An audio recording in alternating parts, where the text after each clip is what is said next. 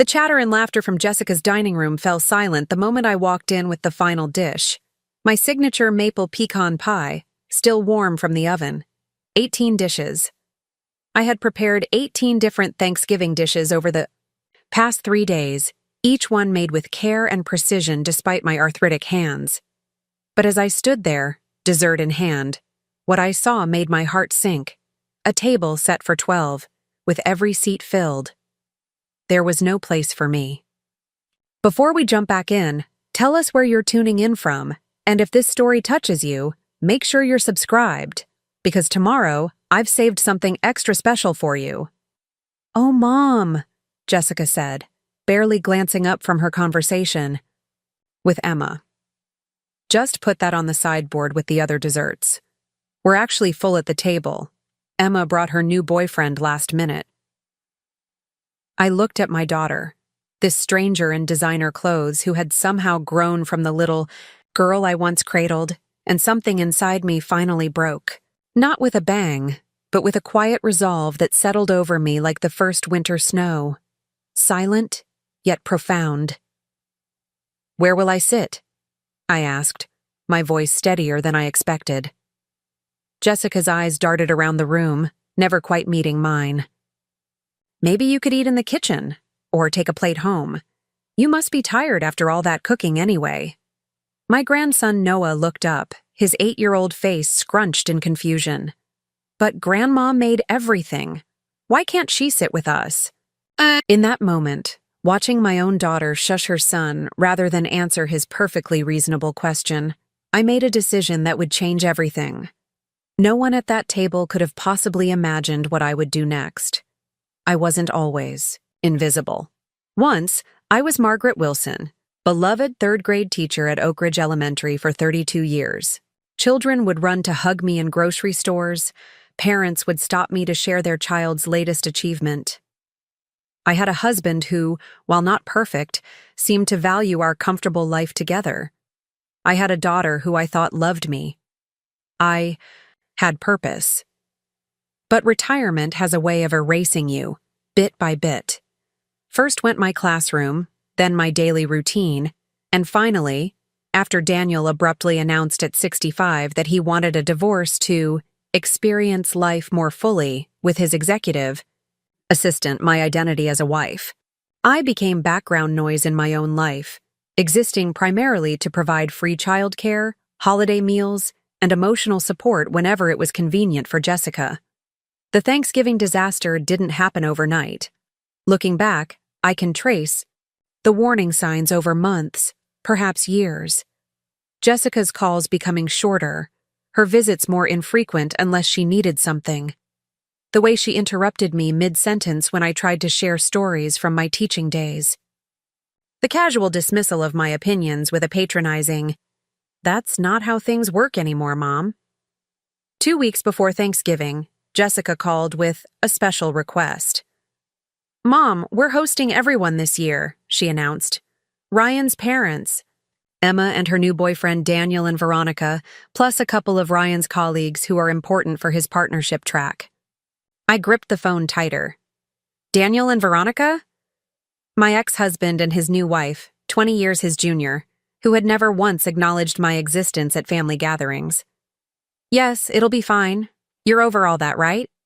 Anyway, I need you to handle the cooking. You know how everyone raves about your Thanksgiving spread, and I just don't have time with this big campaign launch. I'll text you the menu." Her tone left no room for discussion, and like always, I agreed.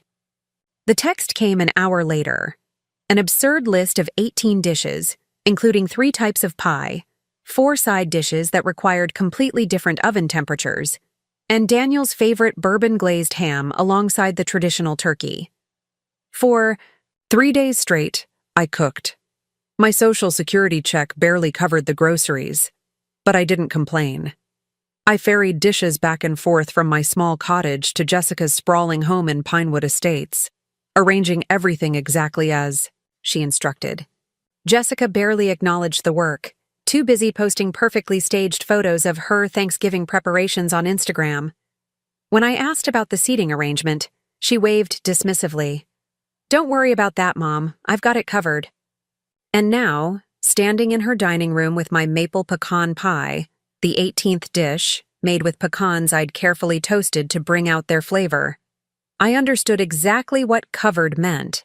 It meant everyone but me.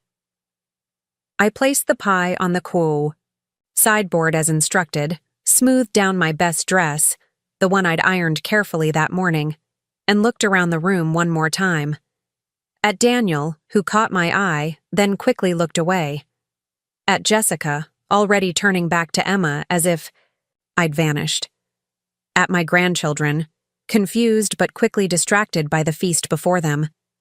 At the empty kitchen where a single plate awaited me. Actually, I said, my voice carrying enough that heads turned, I think I'll head home. Enjoy your dinner, everyone. Jessica frowned, her perfect hostess mask slipping for a moment.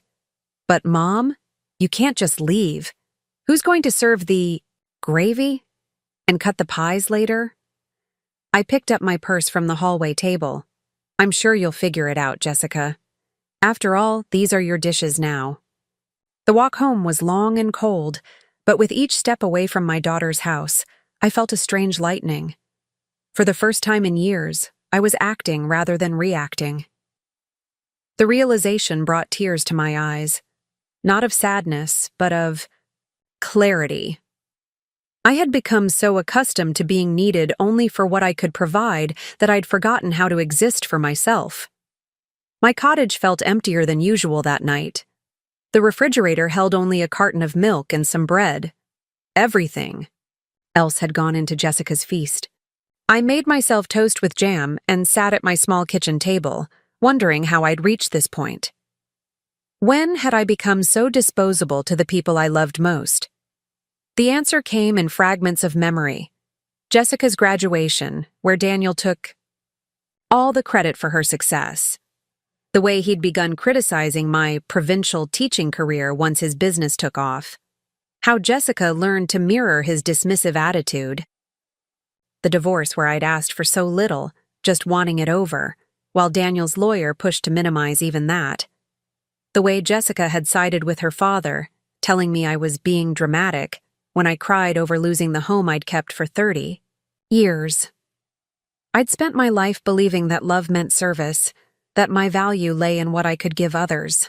Now, at 64, I sat alone on Thanksgiving with nothing but toast and the slowly dawning understanding that I had allowed myself to become a footnote in my own story. My phone buzzed with a text from Jessica. The gravy is lumpy and Ryan's mother is complaining. Can you come back and fix it? Not, are you okay? Not, I'm sorry. Just another demand. I turned off my phone and did something I hadn't done in years. I took out a notebook, turned to a fresh page, and began to write. Not about my hurt or disappointment, but about what I wanted for the remaining years of my life. What Margaret Wilson, not Jessica's mother or Daniel's ex-wife or the retired teacher, truly wanted. By morning, I had a plan. It began with a visit to my bank, where I closed the joint account I still inexplicably shared with Jessica, the one from which she regularly borrowed, without discussion.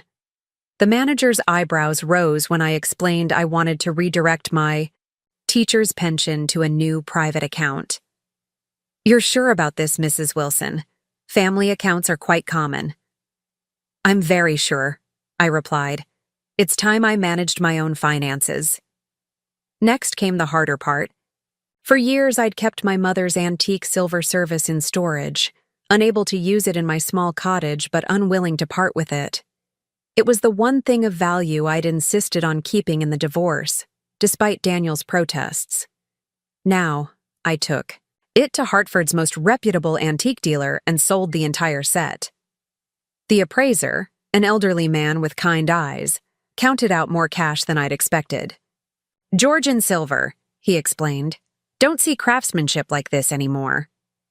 I tucked the money into my purse, feeling a strange mix of loss and liberation. My mother might have understood. She'd always said her silver was meant to be used, not hidden away. In a way, I was finally putting it to use. Preparing and narrating this story took us a lot of time, so if you are enjoying it, subscribe to our channel. It means a lot to us. Now back to the story. When I returned home, there were 6 missed calls from Jessica and one text that simply read, "Where are you? Noah has a school project due tomorrow on family history. Need you to help him ASAP." I didn't respond. Instead, I called Lauren Davis, my neighbor who had retired from real estate law 3 years earlier. "Lauren," I said when she answered, "remember that offer you made to help me review some documents? I'd like to take you up on that now." 2 hours later, sitting at Lauren's dining table surrounded by papers, I took the first concrete step toward reclaiming my life. Lauren's eyes widened as she reviewed the deed to my cottage, the cottage Daniel had generously let me keep in the divorce. "Margaret, do you realize what this clause means? Daniel retained right of first refusal if you ever sell, but at the market value from 5 years ago. Property in Oak Ridge has nearly doubled since then." I nodded. Daniel always did think he was the clever one. Lauren's expression hardened. "This is borderline predatory. Did your lawyer not explain this?" "I didn't have one," I admitted. "Daniel said we could save money with just his corporate attorney handling everything. I wanted it over with." Lauren shook her head, then squared her shoulders. "Well, there are ways to address this. It'll take some time, but if you're willing to fight." "I am," I said, surprising myself with my conviction. "I'm more than willing." That night, Jessica showed up at my door unannounced, Noah in tow. Her expression was a perfect blend of irritation and confusion, as if I were a household appliance that had unexpectedly malfunctioned. "Mom, I've been calling you all day. Noah needs help with his project and you weren't answering. What's going on? And why did I get a notification that you closed our account?" I looked at my grandson, his small face pinched with anxiety, clearly uncomfortable being used as a pawn in his mother's game. "Noah, honey, there are cookies in the kitchen tin. Why don't you help yourself while your mom and I talk?" Once Noah was out of earshot, I faced my daughter. "Jessica, I'm happy to help Noah with his project, but from now on, I need advance. Notice, not last-minute demands. And yes, I closed our joint account. I should have done it years ago." Jessica's mouth fell open. "But that's how I've been managing your bills. Are you having memory issues? Do we need to talk about assisted living?" The suggestion that my desire for financial independence equated to cognitive decline was so absurd that I almost laughed. My memory is fine. Better than fine, actually. I'm remembering who I was before I became everyone's convenient helper. That person made her own decisions about her money and her time. Jessica's expression shifted from confusion to something harder. "Is this about Thanksgiving? Mom, you're being ridiculous. It was just dinner. If you'd stayed, we would have figured something out." "It wasn't just dinner," I said quietly. "It was a symbol of how you see me, how you've been seeing me for years." "What's that supposed to mean?" "It means I'm making some changes, Jessica. I'll still be your mother and Noah and Zoe's grandmother. But I won't be your cook, your ATM, or your emergency childcare service anymore." Jessica's face flushed. "After everything Dad and I have done for you, this is how you repay us? By having some kind of senior rebellion?" The unfairness of her statement struck me like a physical blow. "What exactly has your father done for me, Jessica? Left me after 30 years of marriage? Taken most of our savings? Or are you referring to how he convinced me to cash out my portion of his retirement to help you and Ryan with the down payment on your house? Money I've never seen repaid?" Jessica's eyes narrowed. "He gave you this cottage." "No," I corrected her. "This cottage was purchased with my inheritance from Grandma Rose. Your father merely allowed me to keep what was already mine." The confusion on Jessica's face might have been comical if it weren't so heartbreaking. She genuinely didn't know. Daniel had rewritten our history so thoroughly that even our daughter believed his version. "Noah and I should go. Jessica said stiffly. Obviously, you're not in a helpful mood. Noah can stay, I offered. I'd be happy to work on his project with him. For a moment, Jessica hesitated, her need for free childcare warring with her anger. Finally, she nodded curtly. Fine. I'll pick him up in 3 hours. But Mom, we're not done talking about this account situation. After she left, I sat with Noah at my kitchen table, helping him create a family timeline for his project. His innocent questions opened doors to stories I'd never told him. About my college years studying education, about meeting Daniel when we were both young and idealistic, about my early teaching career. Grandma, he asked suddenly, why didn't you have a seat at Thanksgiving? The directness of children can be startling. I considered sugarcoating my answer, then decided against it. Noah deserved honesty. Sometimes, Noah, people forget to make space for others at their table. Not because they're bad people, but because they stop seeing them as people who deserve space. He frowned, processing this. That's not right. You made all the food. No, I agreed. It wasn't right. But I'm going to make sure I always have a seat at my own table from now on, and there will always be room for you. He seemed satisfied with this answer, and we returned to his project. But as we worked, a plan began forming in my mind, a plan that would either heal my family or reveal that there was nothing left to heal. Either way, I would no longer be the invisible woman standing in the doorway with a pie no one had asked for, waiting for permission to exist in my own life. The next morning, I made 2 calls. The first was to Thomas Wilson, Daniel's brother, who had always treated me with kindness even after the divorce. The second was to the manager of the Oak Ridge Community Center, where I'd taught a few summer programs before retirement. By the time Jessica arrived to pick up Noah's completed project, I had set something in motion that would change everything, not just for me, but for all of us. Your project looks wonderful, Noah, I said, helping him pack it carefully into Jessica's car. I know your teacher will be impressed. Jessica, still stiff from our argument, managed a grudging, thanks. As she turned to leave, I touched her arm gently. Jessica, I want you to know that I love you very much. That won't ever change, no matter what happens next. She looked momentarily puzzled, then shrugged off my hand. Drama isn't a good look at your age, Mom. As I watched them drive away, I felt a curious sense of peace.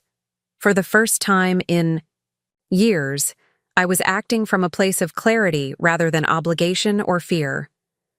Whatever came next, I would face it as Margaret Wilson, not as anyone's mother, ex-wife, or convenient helper, but as myself. And Margaret Wilson, as it turned out, had quite a bit more strength than anyone had given her credit for. The winter chill had settled over Oak Ridge by the time I received Jessica's invitation to her New Year's Eve party. The card, embossed and professionally printed, arrived sandwiched between utility bills and holiday catalogs, an afterthought that perfectly encapsulated our relationship these days. Join us for a sophisticated evening of cocktails and conversation, it read. Black tie optional. At the bottom, Jessica had scrawled a hasty note. Mom, we need those stuffed mushrooms everyone loves. 2 batches.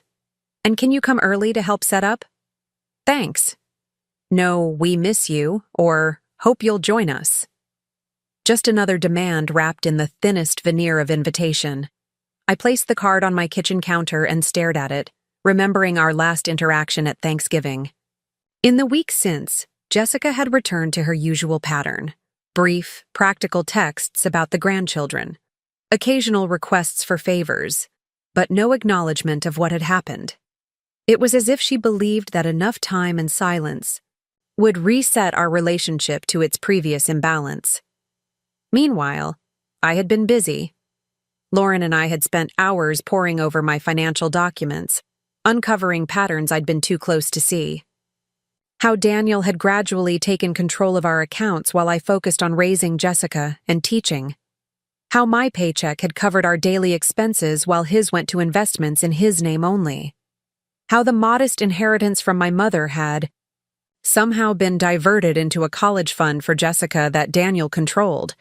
A fund that, as Lauren pointed out, showed numerous withdrawals that didn't align with tuition payments. "This is classic financial isolation," Lauren had said, her voice gentle but firm, "make you dependent, then convince you it's for your own good because you're not capable of managing money." I'd bristled initially, defensive despite myself. Daniel isn't abusive. He never hit me. Lauren's smile had been sad. Abuse comes in many forms, Margaret. Control is abuse. Isolation is abuse. Convincing someone they're incapable is abuse.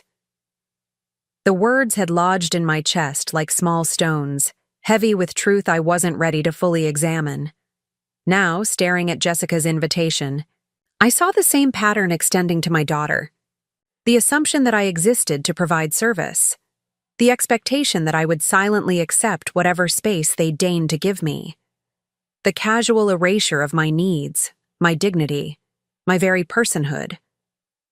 I picked up my phone and, before I could reconsider, typed, "I won't be able to make the stuffed mushrooms or help set up. I have other plans that evening, but I'll try to stop by the party briefly. Happy New Year, Jessica." Her response came within minutes. "Other plans? What other plans? Mom, everyone expects those mushrooms. It's tradition." I set the phone down without responding, a small act of rebellion that sent my heart racing. In the past, I would have canceled whatever conflicted, would have apologized profusely, would have spent hours preparing food for a party where I would be treated as an afterthought. Not this time. My other plans were still nebulous, but they would be mine. Perhaps dinner at the small French bistro downtown that I'd always wanted to try. Perhaps a quiet evening at home with a new book and a glass of wine. Whatever I chose, it would be because I wanted it, not because someone else had assigned it to me. The realization was disorienting. When had I last made a decision based solely on my own desires? Even my cottage, the one thing I'd insisted on keeping in the divorce, had been chosen partly because it was close enough to Jessica's home for easy babysitting access. The phone buzzed again. "Mom? Hello? Are you ignoring me? This is important." Important to whom? I wanted to ask. Instead, I turned the phone face down and walked to my small home office. Since closing the joint account with Jessica, I'd been meticulously organizing my finances. The antique silver had brought more than expected, enough to create a modest emergency fund. My teacher's pension wasn't lavish, but with careful budgeting, it covered my basic needs. For the first time in decades, I had a clear picture of what came in and what went out, without Daniel's adjustments or Jessica's borrowing. Financial independence, I was discovering, was the foundation of all other forms of freedom. I settled at my desk and opened my laptop, determined to use this burst of resolution productively. First, I registered for a community college course on digital marketing, something I'd been curious about since retirement but had dismissed as not for someone like me. Then I responded to an email from the Oak Ridge Community Center about volunteer opportunities, specifically requesting information about their senior outreach program. Small steps, yes, but in a direction entirely of my own choosing. The sensation was heady, almost dizzying. The phone buzzed again, this time with a call from an unfamiliar number. I answered cautiously. "Mrs. Wilson? This is Ryan Carter." My son-in-law's voice was a surprise. In our 12 years of family connection, Ryan had rarely initiated contact with me directly. Like many in Jessica's orbit, he treated me as an extension of my daughter, communicating through her rather than acknowledging me as an individual. "Hello, Ryan," I said, keeping my tone neutral. "What can I do for you?" "It's about New Year's," he began, an edge of impatience already creeping into his voice. Jessica mentioned you're not making the appetizers this year. Look, I know you two had some kind of disagreement at Thanksgiving, but this party is important for my career. The senior partners will be there with their wives, and Jessica is stressed enough without having to find a caterer last minute. So that was it. Not a personal call after all, but a delegation. Jessica had assigned Ryan to bring me back in line. The realization should have hurt, but instead it clarified something. I was not, and perhaps never had been, seen as a person with my own legitimate feelings and boundaries. I was a resource, valued only for what I could provide. I understand the party is important, I said carefully, but I won't be available to prepare food or help with setup. I've made other arrangements for that evening. What arrangements? Ryan demanded, echoing his wife's incredulity. Since when do you have New Year's plans that don't involve family? Since now, I thought but didn't say. Instead, I maintained my calm tone. I'm happy to share the recipe for the mushrooms if Jessica wants to make them herself. They're really quite simple. Ryan's scoff was audible. Jessica doesn't cook, you know that. She doesn't have time with her career and the kids and everything. Neither did I when I was working full-time and raising her. I wanted to point out. Instead, I simply said, I'm sure whatever she arranges will be lovely. Is there anything else? The silence stretched, filled with his disbelief that I wasn't immediately capitulating. Finally, Ryan sighed dramatically. Fine. But the kids will be disappointed. They were counting on seeing you. The emotional leverage was so transparent it was almost comical. My grandchildren, who I adored, were indeed the most effective pressure point Jessica and Ryan had. But in this case, I knew for a fact that Zoe and Noah spent every New Year's Eve with Ryan's parents, who lived in the next town over. Please give them my love, I said, not bothering to call out the manipulation. I'll see them soon. After ending the call, I sat in a strange calm, waiting for the guilt to arrive. It had been my constant companion for so long. Guilt for not being the wife Daniel wanted. Guilt for working when Jessica was young. Guilt for every boundary attempted, every need expressed, every moment of self-care that might have inconvenienced others. The emotional tax I'd paid simply for existing. But the guilt didn't come. In its place was something quieter, steadier. A certainty that I was finally stepping into a truth I'd avoided for too long. I had spent decades trying to earn love through service, only to be repeatedly shown that no amount of service would ever be enough. My phone lit up with texts from Jessica. Dad says you're being ridiculous. Ryan's boss specifically asked if you'd be making those mushrooms again. Is this still about Thanksgiving? You're really going to hold a grudge over one dinner? Each message revealed more about how my daughter viewed me, as an extension of her father's opinions, as a vehicle for impressing her husband's colleagues, as someone whose hurt feelings were inherently petty and invalid. I didn't respond to any of them. Instead, I opened my neglected email account and found a message I'd overlooked, sent days earlier from Thomas Wilson, Daniel's brother, and surprisingly, the one family member who had maintained contact after the divorce. Margaret, it read, I've been thinking about you since running into Jessica last week. She mentioned some tension between you two. I'm not taking sides, but I wanted to check if you're doing all right. Daniel has been saying some things that don't square with my memory of your marriage. If you'd like to talk, I'm around. No pressure either way. Thomas. The message was a small lifeline, unexpected, but welcome. Thomas had always been the quieter Wilson brother, more thoughtful and less concerned with appearances than Daniel. During family gatherings, he'd often sought me out for genuine conversation while Daniel worked the room, networking even at his own children's birthday parties. I hesitated only briefly before replying, Thomas, thank you for reaching out. I Would like to talk. Are you free for coffee sometime this week? His response came within the hour. How about tomorrow at Riverside Cafe? 10 a.m.? I confirmed the plan, then turned my attention to dinner. As I prepared a simple meal, just for myself, portioned for my own appetite rather than Daniel's preferences or Jessica's schedule, I reflected on how long it had been since I'd cooked purely for my own enjoyment. Food had become so entangled, with service in my mind, that I'd forgotten it could be a pleasure rather than just another obligation. That night, I slept more soundly than I had in months. Riverside Cafe sat on the banks of the small river that wound through Oak Ridge, its large windows offering views of bare winter trees and the occasional cardinal flashing crimson against the gray landscape. I arrived early, selecting a quiet, corner table where Thomas and I could speak privately. He appeared promptly at 10, his lanky frame bundled against the December chill.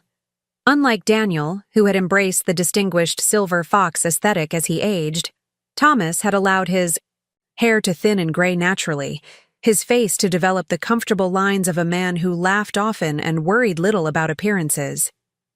"Margaret," he greeted me warmly, leaning down for a brief hug before settling across from me. "You look well."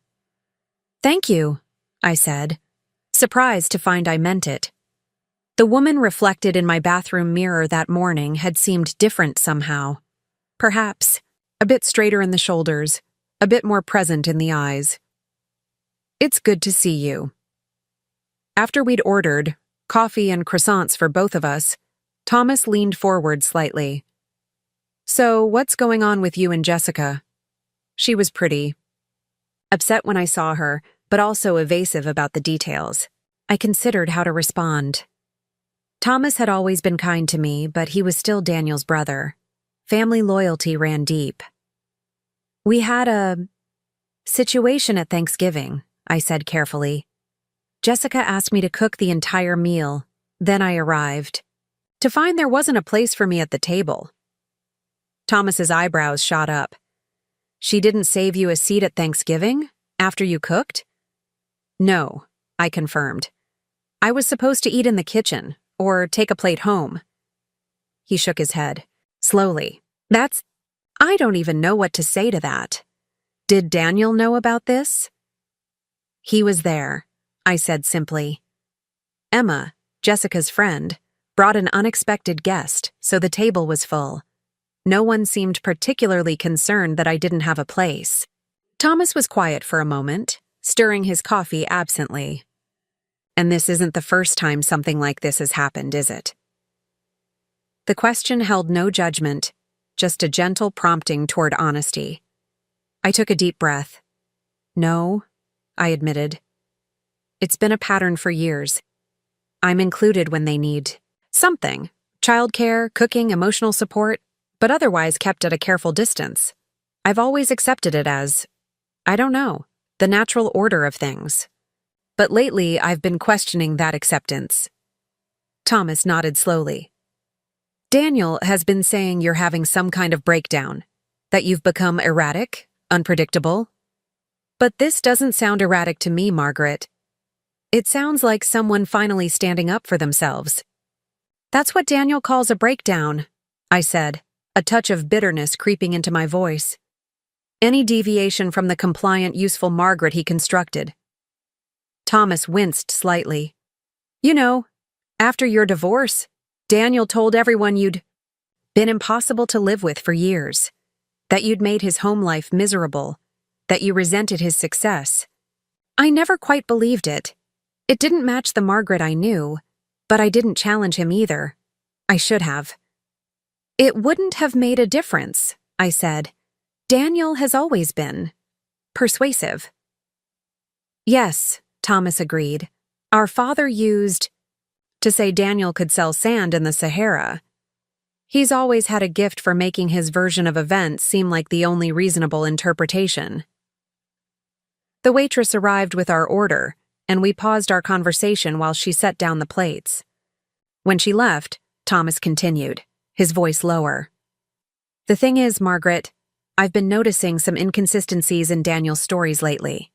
Not just about you, but about business dealings, about his relationship with Jessica and the grandkids. Small things that don't add up. I sipped my coffee, waiting for him to elaborate. Last week, Thomas said, he mentioned that he's been supporting you financially since the divorce because you're not capable of managing money. But I distinctly remember you handling all the household finances when you were married. You were the organized one. I nodded slowly. I paid all the bills, managed the household budget. But Daniel controlled the investment accounts, the retirement funds. He made all the major financial decisions. By the time we divorced, I had no idea what we actually owned, or owed. That's what I thought, Thomas said. And yet he's convinced Jessica that you've always been financially irresponsible, that without his oversight, you'd have squandered everything. The revelation stung, but didn't surprise me. I'd sensed Jessica's judgment whenever financial matters arose, her assumption that I needed guidance like a child. It's not just money, Thomas continued. He's been rewriting your whole marriage. According to Daniel, he was the one who encouraged your teaching career, who supported your friendships, who wanted you to pursue interests outside the home. But I remember how it actually was, Margaret. I remember him complaining when you took that summer course in literature. I remember him forgetting to tell you about faculty events until the last minute. Each example hit like a small hammer, breaking. Loose memories I'd tucked away. The literature course, how Daniel had sighed dramatically each time I studied, making small comments about the house being neglected. The faculty events, arriving unprepared, without the context other spouses seemed to have, made to feel like an awkward intruder rather than a welcome partner. Why are you telling me this now? I asked, not accusingly, but genuinely curious. Thomas set down his coffee cup, meeting my eyes directly. Because I'm worried about what's happening with Jessica. She's absorbing Daniel's narrative wholesale, and it's affecting how she treats you. And frankly, I'm concerned about his influence on Noah and Zoe, too. The mention of my grandchildren shifted something in my chest. I thought of Noah's innocent question at Thanksgiving. But Grandma made everything. Why can't she sit with us? And how quickly he'd been silenced. What do you think I should do? I asked. Thomas leaned back slightly. I can't tell you that.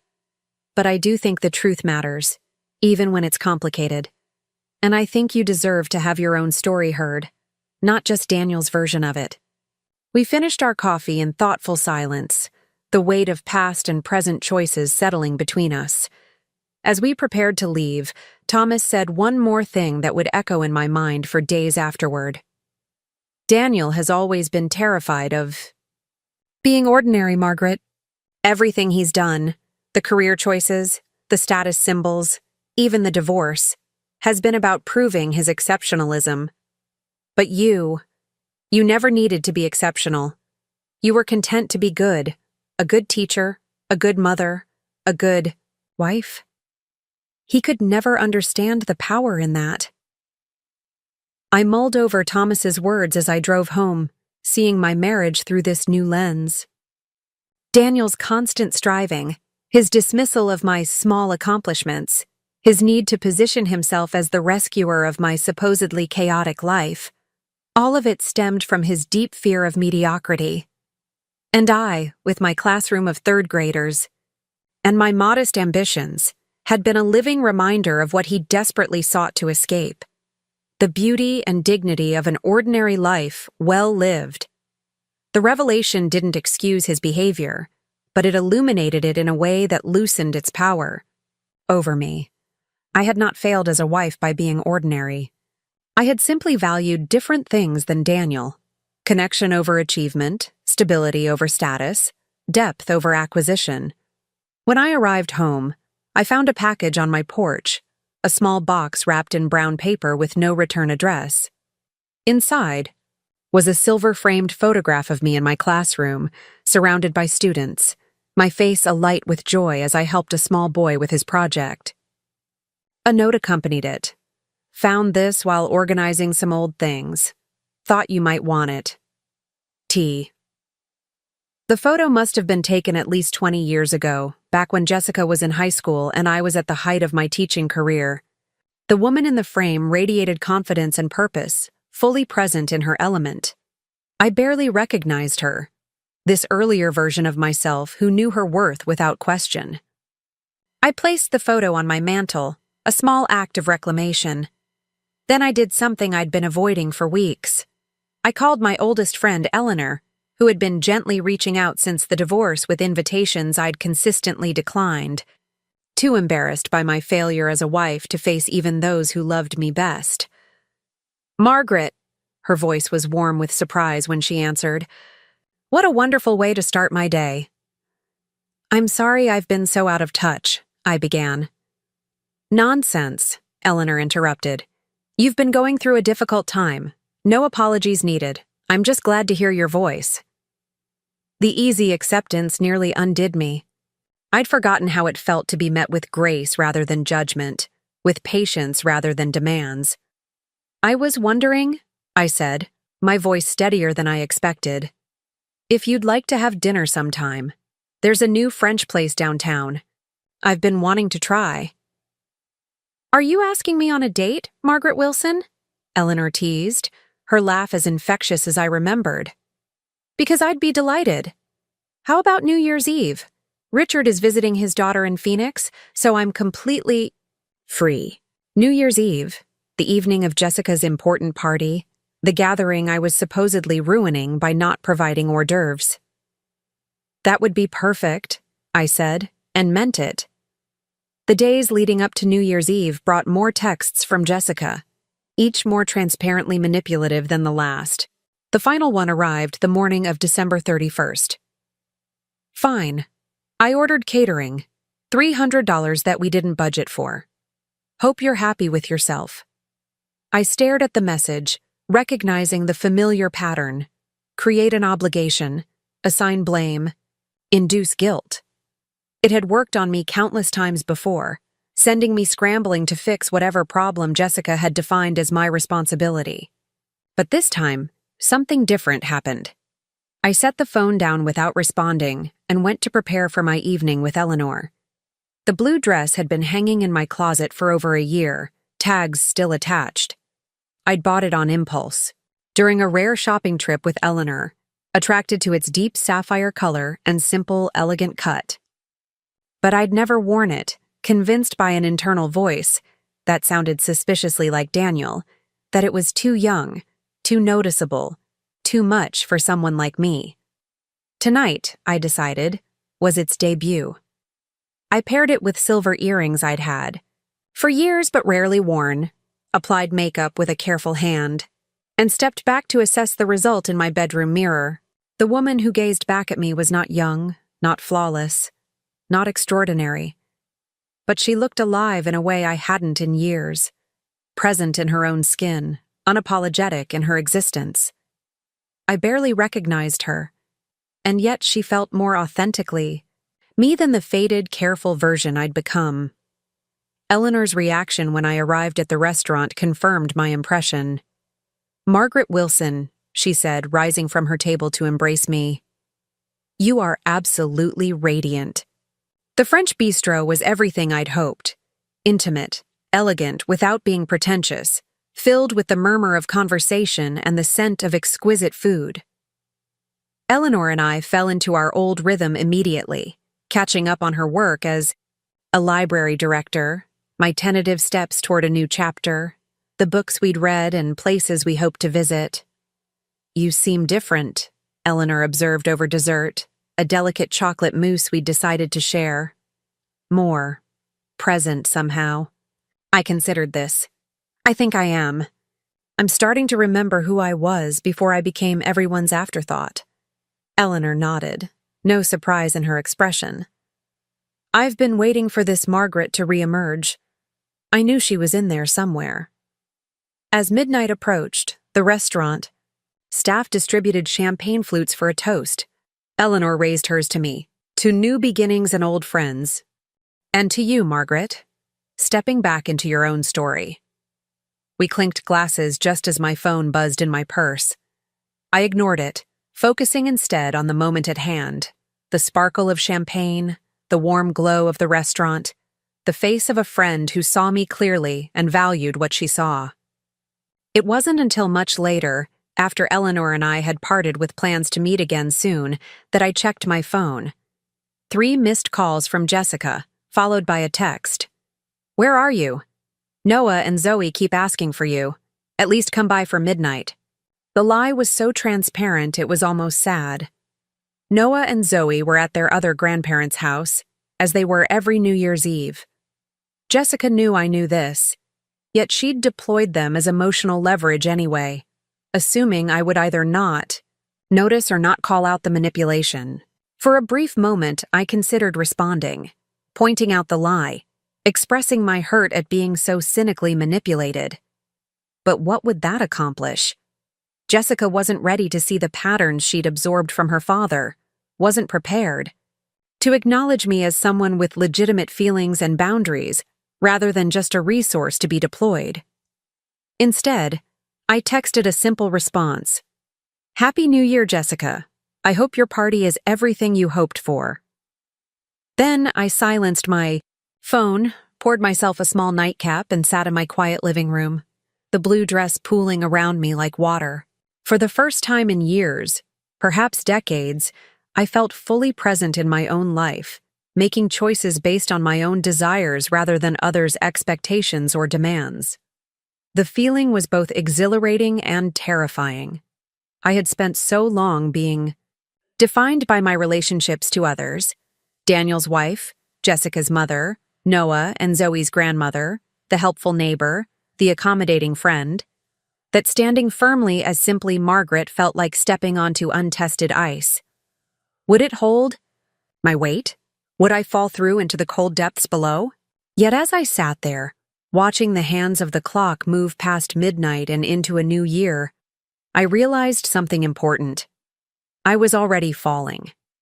Had been falling for years, actually, through the gradual erosion of my sense of self, the progressive diminishment of my right to exist fully in my own life. The terrifying part wasn't the falling. It was the decision to finally open my eyes during the descent, to acknowledge what was happening rather than pretending I was still on solid ground.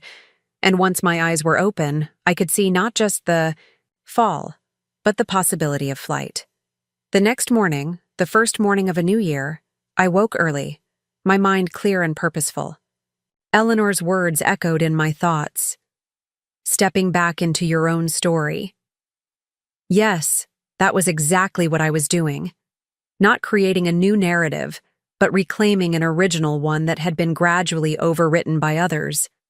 I dressed in comfortable clothes and made myself a proper breakfast, taking time to savor each bite rather than rushing through the meal as I usually did. Then I sat at my desk with a fresh notebook, uncapped a pen, and began to write.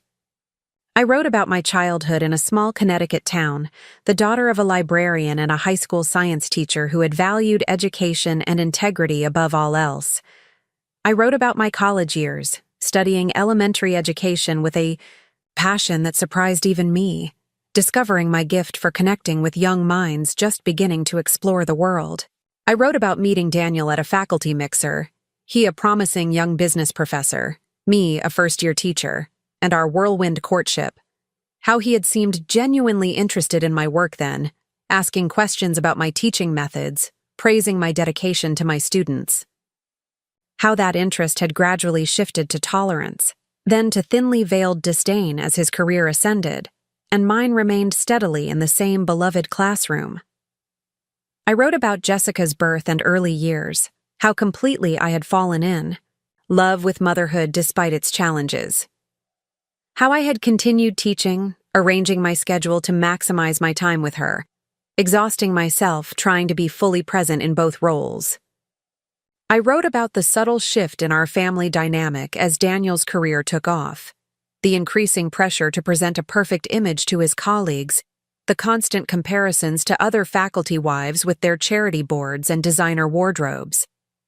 How I had tried to adapt, to become what he seemed to want, only to discover that the goalposts kept moving beyond my reach.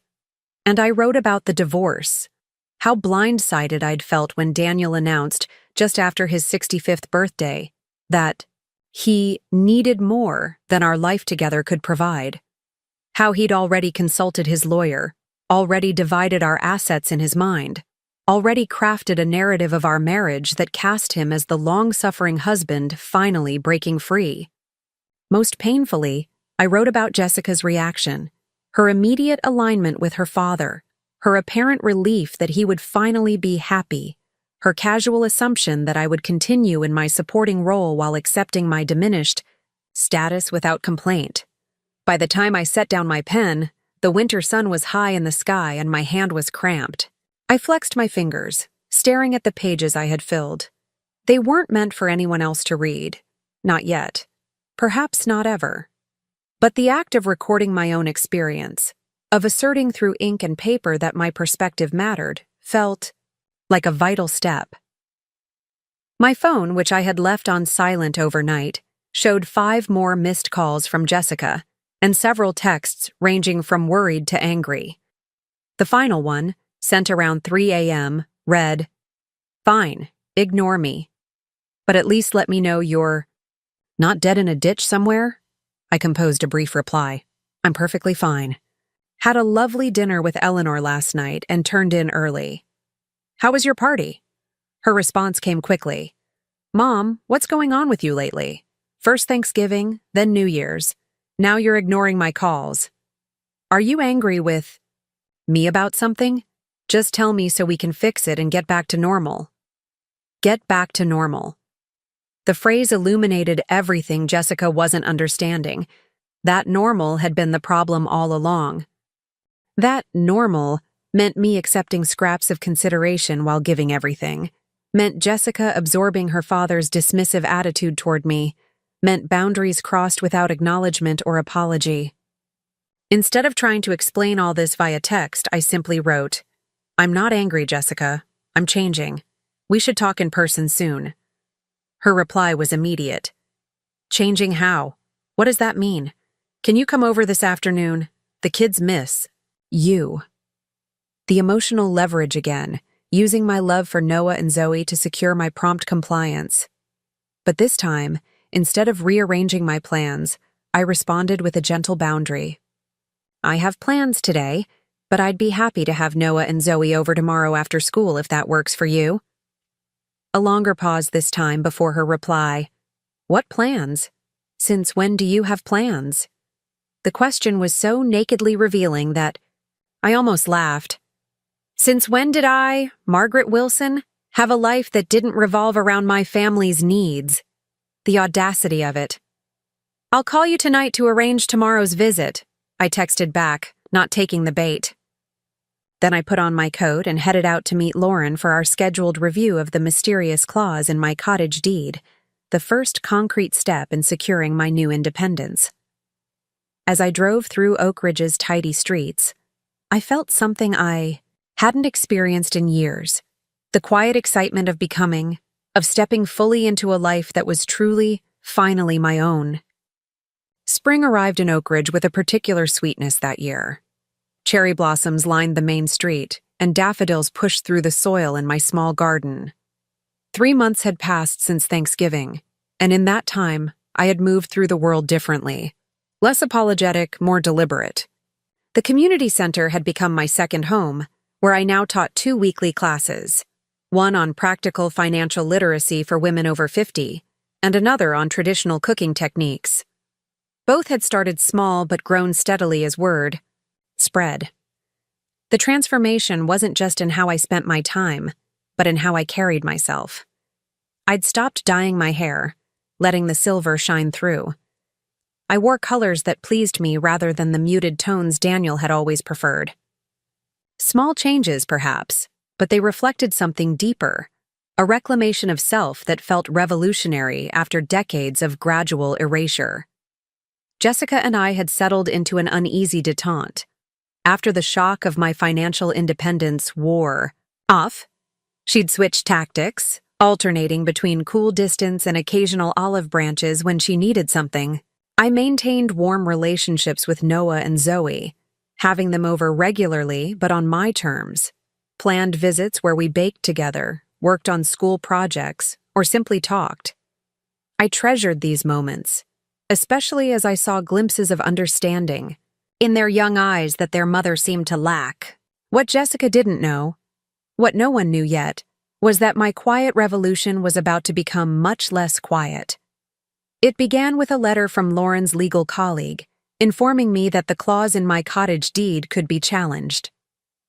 Unconscionable terms, the letter stated, potentially entered into under duress or without proper representation. My hands trembled as I read it. For years, I'd accepted Daniel's version of our divorce, that he'd been generous, that I was lucky to have what I did. Now, legal language confirmed what I'd begun to suspect. I had been systematically disadvantaged by the man who had promised to cherish me. The same afternoon, another letter arrived, this one from Oak Ridge Community Foundation. 6 weeks earlier, I'd submitted a proposal for a program called Second Chapter, aimed at helping divorced or widowed women over 50 rebuild their financial and social independence. The foundation had not only approved my program, but offered a modest grant to support it. The irony wasn't lost on me. The same skills I'd developed surviving my own displacement would now help others navigate theirs. I was sitting on my porch swing, letters in hand, when Thomas Wilson's car pulled into my driveway. Thomas had always been the quieter Wilson brother, less flashy than Daniel, but with a steady integrity that I'd always appreciated. Since our conversation months ago, he'd become an unexpected ally, occasionally stopping by with homemade bread, his retirement hobby, or to share news of mutual acquaintances. "Beautiful day," he called as he approached, a folder tucked under his arm. "Those daffodils are really something." I invited him to join me on the porch, pouring us both lemonade from the pitcher I'd prepared earlier. There was something comforting about these small rituals of hospitality, reclaimed now as expressions of generosity rather than obligation. "I have something for you," Thomas said after we'd exchanged pleasantries. He handed me the folder. "I've been organizing my mother's papers, and I found these. Thought you should have them." Inside were photographs, dozens of them, spanning my 30-year marriage to Daniel. There I was as a young bride, then as a new teacher, then holding baby Jessica. Family holidays, vacations, ordinary moments caught in amber. In many of them, I looked happy, vibrant even, contradicting the narrative Daniel had constructed of me as always dour, always difficult. "I don't understand," I said, throat tight. "Where did these come from?" Thomas sighed. "Mom kept copies of every family photo. She was always worried Daniel would lose them. You know how careless he could be with sentimental things." He paused. "After your divorce, when Daniel claimed there were hardly any decent photos of your marriage, I thought it was strange. I remembered all those family albums you kept." The family albums that had mysteriously disappeared during the divorce, along with so many other mementos of our shared life. "Daniel told everyone I was never happy," I said quietly. "That I'd made our home miserable. That Jessica was better, off with limited contact with me." Thomas's expression hardened. "I never believed that. None of us who really knew you did. But Daniel has always been." He searched for the right word. "Persuasive." Yes, persuasive.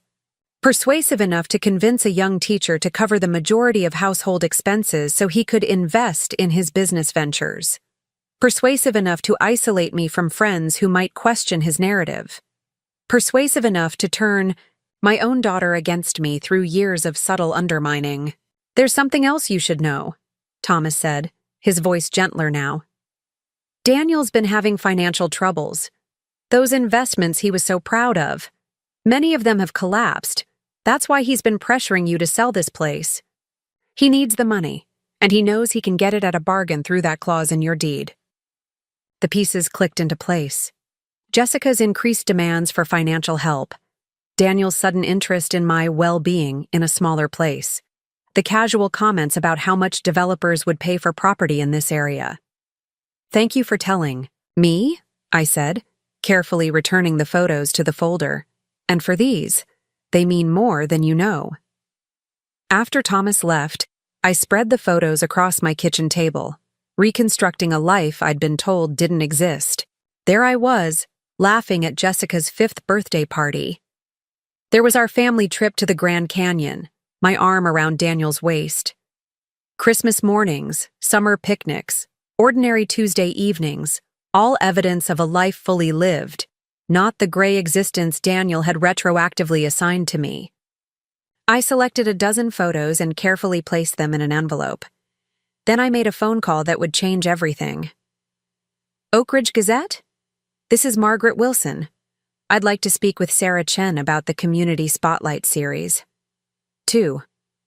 Weeks later, I stood in the community center's largest room, nervously straightening a display board.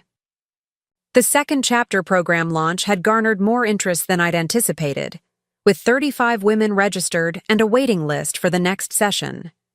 Sarah Chen from the Gazette had written a beautiful feature about the program, including my own journey from dependent housewife to advocate. The photos Thomas had provided offered visual evidence of the narrative I'd shared. A woman who had built a life of value, not the burden Daniel had described to anyone who would listen. Lisa Torres, the center's director, patted my shoulder. They're starting to arrive. You ready? I nodded, though my heart hammered in my chest. This public declaration of my worth, of all these women's worth, felt both terrifying and essential. As participants filed in, I recognized several. A librarian who'd divorced after 40 years, a nurse whose husband had left her for his assistant, a dentist recently widowed. Women like me, reclaiming their stories. Welcome to second chapter, I began, my teacher's voice steadier than I felt. Today marks the beginning of a new narrative, one where we recognize that our value doesn't diminish with age or circumstance, one where we understand that what happened to us is only part of our story, not its conclusion. As I spoke, the door at the back of the room opened. Jessica slipped in, taking a seat in the last row. Our eyes met briefly, hers wide with something I couldn't quite identify. I hadn't expected her, hadn't invited her, knowing she would likely dismiss this effort as another manifestation of my senior rebellion. I continued without acknowledging her presence.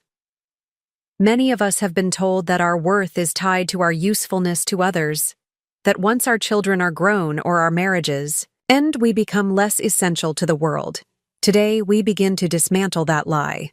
The workshop progressed through exercises on financial independence, social reconnection, and identity beyond traditional roles. Throughout, Jessica remained silent in the back, her expression unreadable. The other women shared openly, stories of erasure, of financial abuse disguised as protection, of adult children who had absorbed spouses' dismissive attitudes. Before we close, I said as the session neared its end, I want to share something personal. For years, I believed I was alone in my experience. I thought I was the only one whose life had been rewritten by someone else's narrative. The shame of that kept me isolated, reinforcing the story that I was the problem. I gestured to the display board, where enlarged versions of Thomas's photos stood alongside quotes from women in similar situations. But look around this room. We are not alone. We are not deficient. And most importantly, we are not finished contributing to this world. The applause that followed felt like absolution. As women gathered their materials, many stopped to thank me, to squeeze my hand, to share a few words of their own experience. Through it all, Jessica remained seated, watching. When the room had emptied except for us, she finally approached. Up close, I could see signs of strain in her face, new lines around her eyes, a tightness to her mouth that reminded me painfully of Daniel. So this is what you've been doing, she said, gesturing to the materials scattered across tables. Starting. Some kind of divorced ladies' club. I began gathering my notes, keeping my voice neutral. It's a support program for women rebuilding their lives. The community foundation is funding it. I read the article, she said abruptly.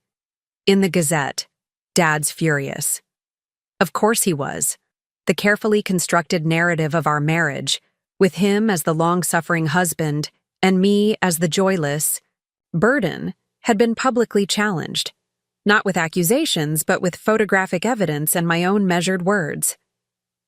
Are those pictures even real? Jessica asked, her voice suddenly smaller. I don't remember you being so happy. The question cut deeper than any accusation could have. My own daughter couldn't reconcile the evidence of my joy with the version of me she'd been taught to see. They're real, I said quietly. Your Uncle Thomas found them in your grandmother's things. Jessica picked up one of the photos. A summer. Day at the lake. Jessica about 7 years old, both of us laughing as we built a sandcastle. I remember this day. Dad got stung by a jellyfish and was complaining the whole afternoon. Yes, I said, surprised she recalled it. He wanted to leave early, but you were having so much fun. And you let me stay, Jessica said slowly, as if accessing a memory long buried. You told Dad to go sit in the car with the air conditioning. If he was so miserable, but you weren't going to cut my day short. I nodded, my throat tight. It was a small moment, insignificant in the grand scheme, but it represented something crucial. A time when I had prioritized her joy over Daniel's comfort, contradicting the narrative that I had always been the difficult one. Jessica set the photo down carefully. Why are you doing all this, Mom? The financial independence, this program, the newspaper article. What's the point? It was the most direct question she'd asked me in years, without the usual layer of judgment or impatience. I considered my answer carefully. The point is reclaiming my story, I said finally. For too long, I let other people, your father, sometimes even you, define who I was. I believed that story because it was easier than fighting it, but it was never true. And what is true? Jessica asked, a challenge in her voice. The truth is that I was a good wife to your father for 30 years. I was a dedicated teacher who changed hundreds of children's lives. I am a mother who loves her daughter and grandchildren fiercely. And I am a woman who deserves to be seen for who she actually is, not who others need me to be to justify their own choices. Jessica's phone buzzed. She glanced at it, then back at me. Dad wants me to come over. He says we need to discuss damage control for the family reputation. The old Margaret would have apologized, would have tried to smooth things over, would have accepted responsibility for Daniel's discomfort. But I was no longer that woman. You should go if you want to, I said simply. But Jessica, before you do, ask yourself this. Whose version of our family history feels true to you? Not to your father, not to me. To you. She didn't answer, just gathered her purse and turned to leave. At the door, she paused. Noah's science fair is next Tuesday. He asked if you'd come. I'd love to, I said, recognizing the small olive branch for what it was. After she left, I sat alone in the community center room, surrounded by the evidence of my new purpose. The workshop had been a success, yes, but more importantly, it had been a declaration. I would no longer accept invisibility as my fate. That evening, as I prepared a simple dinner for myself, my phone rang. The caller ID showed Daniel's name, the first direct contact he'd initiated since Thanksgiving. Margaret, he began without preamble, his voice tight with controlled anger. What exactly do you think you're doing? Hello, Daniel, I replied, continuing to chop vegetables for my salad. I assume you're calling about the Gazette article. You had no right, he snapped, dragging our private life into the public eye, sharing personal photos without my consent. Do you have any idea how this makes me look? I set down my knife. I shared my own story, Daniel, my perspective on our marriage and divorce. And those photos belong to me as much as you. You're deliberately trying to sabotage me, he continued as if I hadn't spoken. Right when I'm trying to secure new investors. People in this town talk, Margaret. My clients are asking questions. Ah, there it was. Not concern for my well-being or interest in reconciliation, but worry about his business reputation. Even now, I was relevant only in how I might impact his bottom line. That wasn't my intention, I said truthfully. But I won't apologize for speaking about my own life. Your life? He gave a harsh laugh. What life, Margaret? Teaching finger painting to third graders? Hosting book club for other bored housewives? I gave you everything you have. The casual cruelty was so familiar, so expected, that it nearly slid past my defenses. Nearly, but not quite. Because now I had evidence, not just in Thomas's photos, but in the women who had nodded in recognition at my workshop, in Lauren's legal assessment, in my own growing confidence, that Daniel's version of our history was self-serving fiction. No, Daniel, I said, my voice steady. I earned everything. I have, including this cottage, which, by the way, I won't be selling. Not to you, not to developers, not to anyone. A long silence followed. When he spoke again, his tone had shifted to the reasonable, slightly patronizing one he used when trying to maneuver me. You're being impractical. At your age, maintaining a property is burdensome. And with the market so favorable. My lawyer disagrees, I interrupted. She thinks the clause in our deed might not hold up in court. Something about unconscionable terms and lack of proper representation. Another silence, longer this time. I could almost hear him recalculating. You've retained a lawyer? He finally asked. Yes, I confirmed, though Lauren was technically just advising me for now. It seems I should have done that during our divorce. This is ridiculous, Daniel muttered. You're turning into a vindictive old woman, you know that? This isn't what I wanted for us. What did you want for us, Daniel? I asked, genuinely curious. After 30 years, what exactly did you envision for me when you left? He sighed, as if my question was unreasonable. I wanted you to be fine, Margaret, to live quietly and not make waves, to accept the reality that people move on. To disappear, I translated. To fade into the background so you could rewrite our history without contradiction. That's not, he began, then stopped, because it was exactly what he'd wanted, and we both knew it.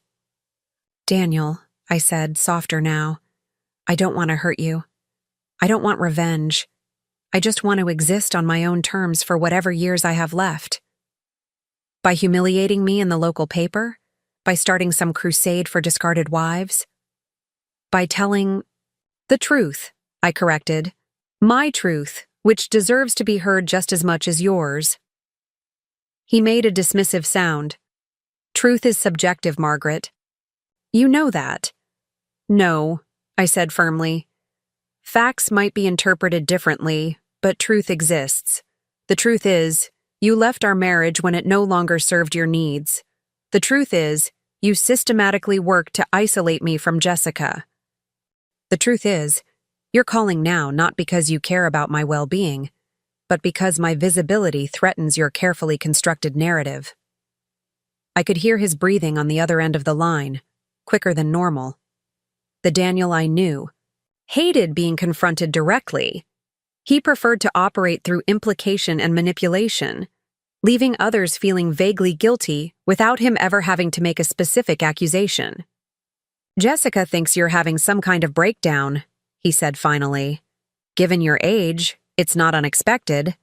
Cognitive decline often manifests as personality changes first. The casual cruelty of the insinuation was breathtaking. Still, I recognized the tactic. When direct confrontation failed, Daniel always resorted to questioning others' competence or sanity. I've never been clearer or more cognitively sound, I responded calmly. My doctor agrees if you'd like to speak with her. Daniel's voice hardened. This vendetta of yours needs to stop, Margaret. For Jessica's sake, if nothing else. Do you have any idea how confusing this is for her? I imagine it is confusing, I agreed. Discovering that the family narrative you've accepted might not be entirely accurate would be disorienting for anyone.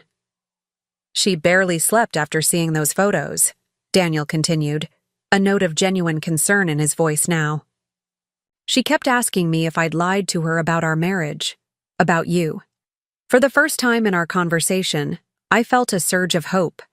If Jessica was questioning, if she was looking at evidence rather than simply accepting her father's version, perhaps there was a chance for reconciliation deeper than our current detente. And what did you tell her? I asked. The truth, Daniel said firmly, that memories are subjective, that people remember what they want to remember, that a few happy moments captured on film don't negate years of difficult reality. Did you also tell her about the financial trouble you're in? I asked quietly. About how you need to trigger that clause in my deed to access capital for your failing investments? The silence that followed told me everything I needed to know. Thomas's information had been accurate. Who told you that? Daniel finally demanded, anger replacing his reasonable tone. Thomas? My brother needs to mind his own business. Your financial problems became my business the moment you tried to leverage them to take my home, I pointed out. That cottage was always meant to be temporary, Daniel snapped. A transitional space until you figured out your next step. I laughed without humor. It's been 4 years, Daniel. How long is transitional supposed to last? This conversation is pointless, he said abruptly. Clearly you've made up your mind to be difficult, but consider this a warning. If you continue this public campaign, I'll have no choice but to defend myself. And I have friends in this town, Margaret, influential friends. Ask yourself if this crusade is really worth the potential fallout. The threat was barely veiled, but instead of fear, I felt a curious sense of clarity. The man I had once loved, had built a life with, had borne a child with, was threatening to destroy my reputation because I had dared to share my own experience of our marriage. I understand, I said quietly. Goodbye, Daniel. After hanging up, I sat at my kitchen table, the half-prepared dinner forgotten. Daniel's reaction had confirmed what I'd suspected, but needed to hear directly. He felt entitled not just to his version of our shared past, but to control over how I lived my present. The cottage, my relationship with Jessica, my very narrative, all these he considered rightfully his to dictate. For years I had cooperated in my own erasure, believing it was the path of least resistance. Now I understood that no amount of compliance would ever be enough. Daniel didn't want me to be smaller, he wanted me to be invisible. My phone buzzed with a text from Jessica. Dad's really upset about the article. Says you threatened him. What's going on? I stared at the message, weighing my response carefully. The old Margaret would have apologized, would have tried to smooth things over, would have accepted responsibility for Daniel's discomfort. But I was no longer that woman. I didn't threaten your father, I typed back. We had an honest conversation about the past and about my cottage. I'm sorry he's upset, but I need to be truthful about my experiences. I hope you'll come to my next workshop to hear for yourself. I hit send before I could second-guess myself, then returned to preparing my dinner. Whatever happened next, whether Jessica came to understand or continued to see me through her father's lens, I had taken a stand. Not with dramatic gestures or revenge, but with something far more powerful, the simple insistence on my right to exist fully in my own story. As I sat down to eat, alone but not lonely, I realized that the countermove in this long game wasn't about defeating Daniel or even changing Jessica's mind. It was about reclaiming territory I had ceded years ago. My voice, my truth, my place in the world. And for the first time in decades, that territory felt solid beneath my feet. The following Tuesday, I arrived at Oak Ridge Elementary for Noah's science fair. The familiar hallways brought back memories of my teaching days. The colorful bulletin boards, the sound of children's voices, the smell of school cafeteria food that never quite changes. I had been happy here, confident in my purpose and value. Somewhere along the way, I had lost that confidence, allowing others to convince me that my contributions were minimal, my presence dispensable. Never again. I found Noah's booth easily, a impressive display about renewable energy, complete with a working solar-powered fan. His face lit up when he spotted me. "Grandma, you came!" He darted around the table to hug me, then dragged me back to show off his project. "Look, when the light hits the panel, it generates electricity to run the fan. And I calculated how much energy we could save if our whole school switched to solar power." "This is fantastic," I said, genuinely impressed. "Did you build this? Model yourself?" "Dad helped a little," Noah admitted. "But I did all the research and calculations, and I wrote the report by myself." As we chatted about his project, I felt a presence beside me. Jessica had arrived, looking tired but composed.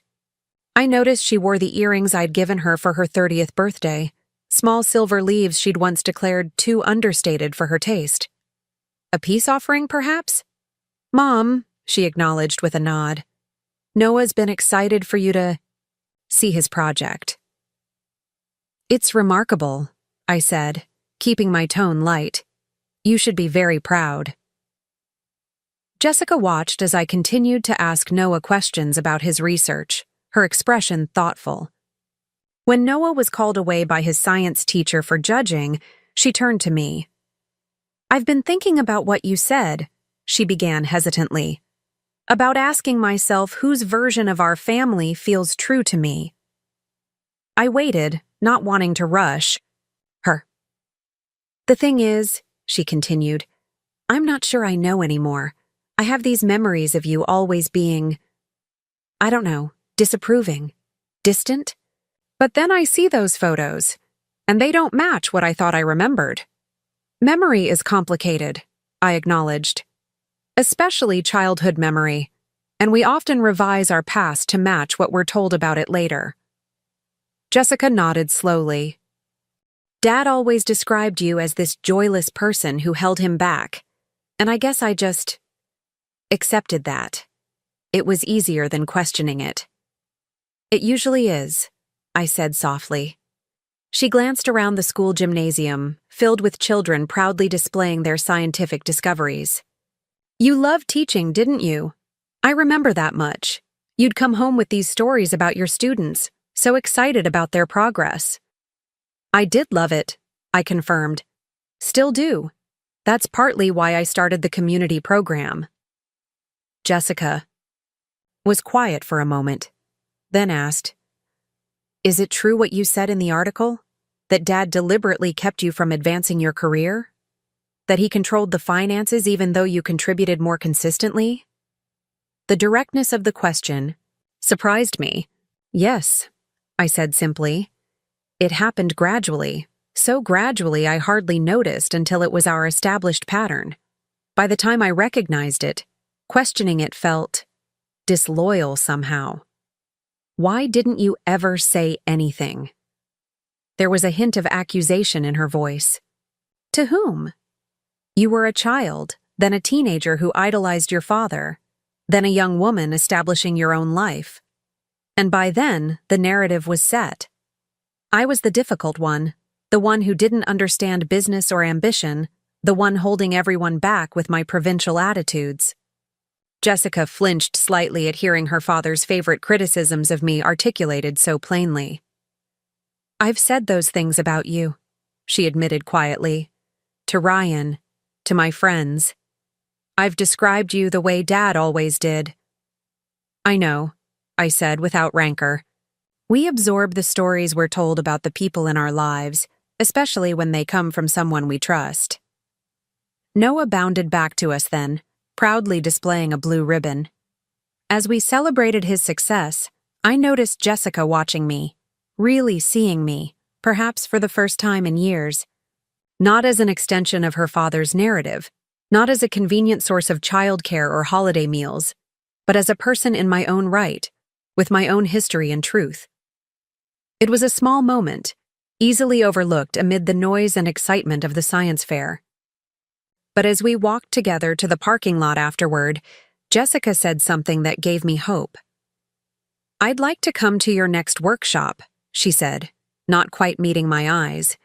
"If that's okay, just to listen." "I'd like that," I replied, careful not to overreact to this tentative olive branch. "It's this Thursday at 6.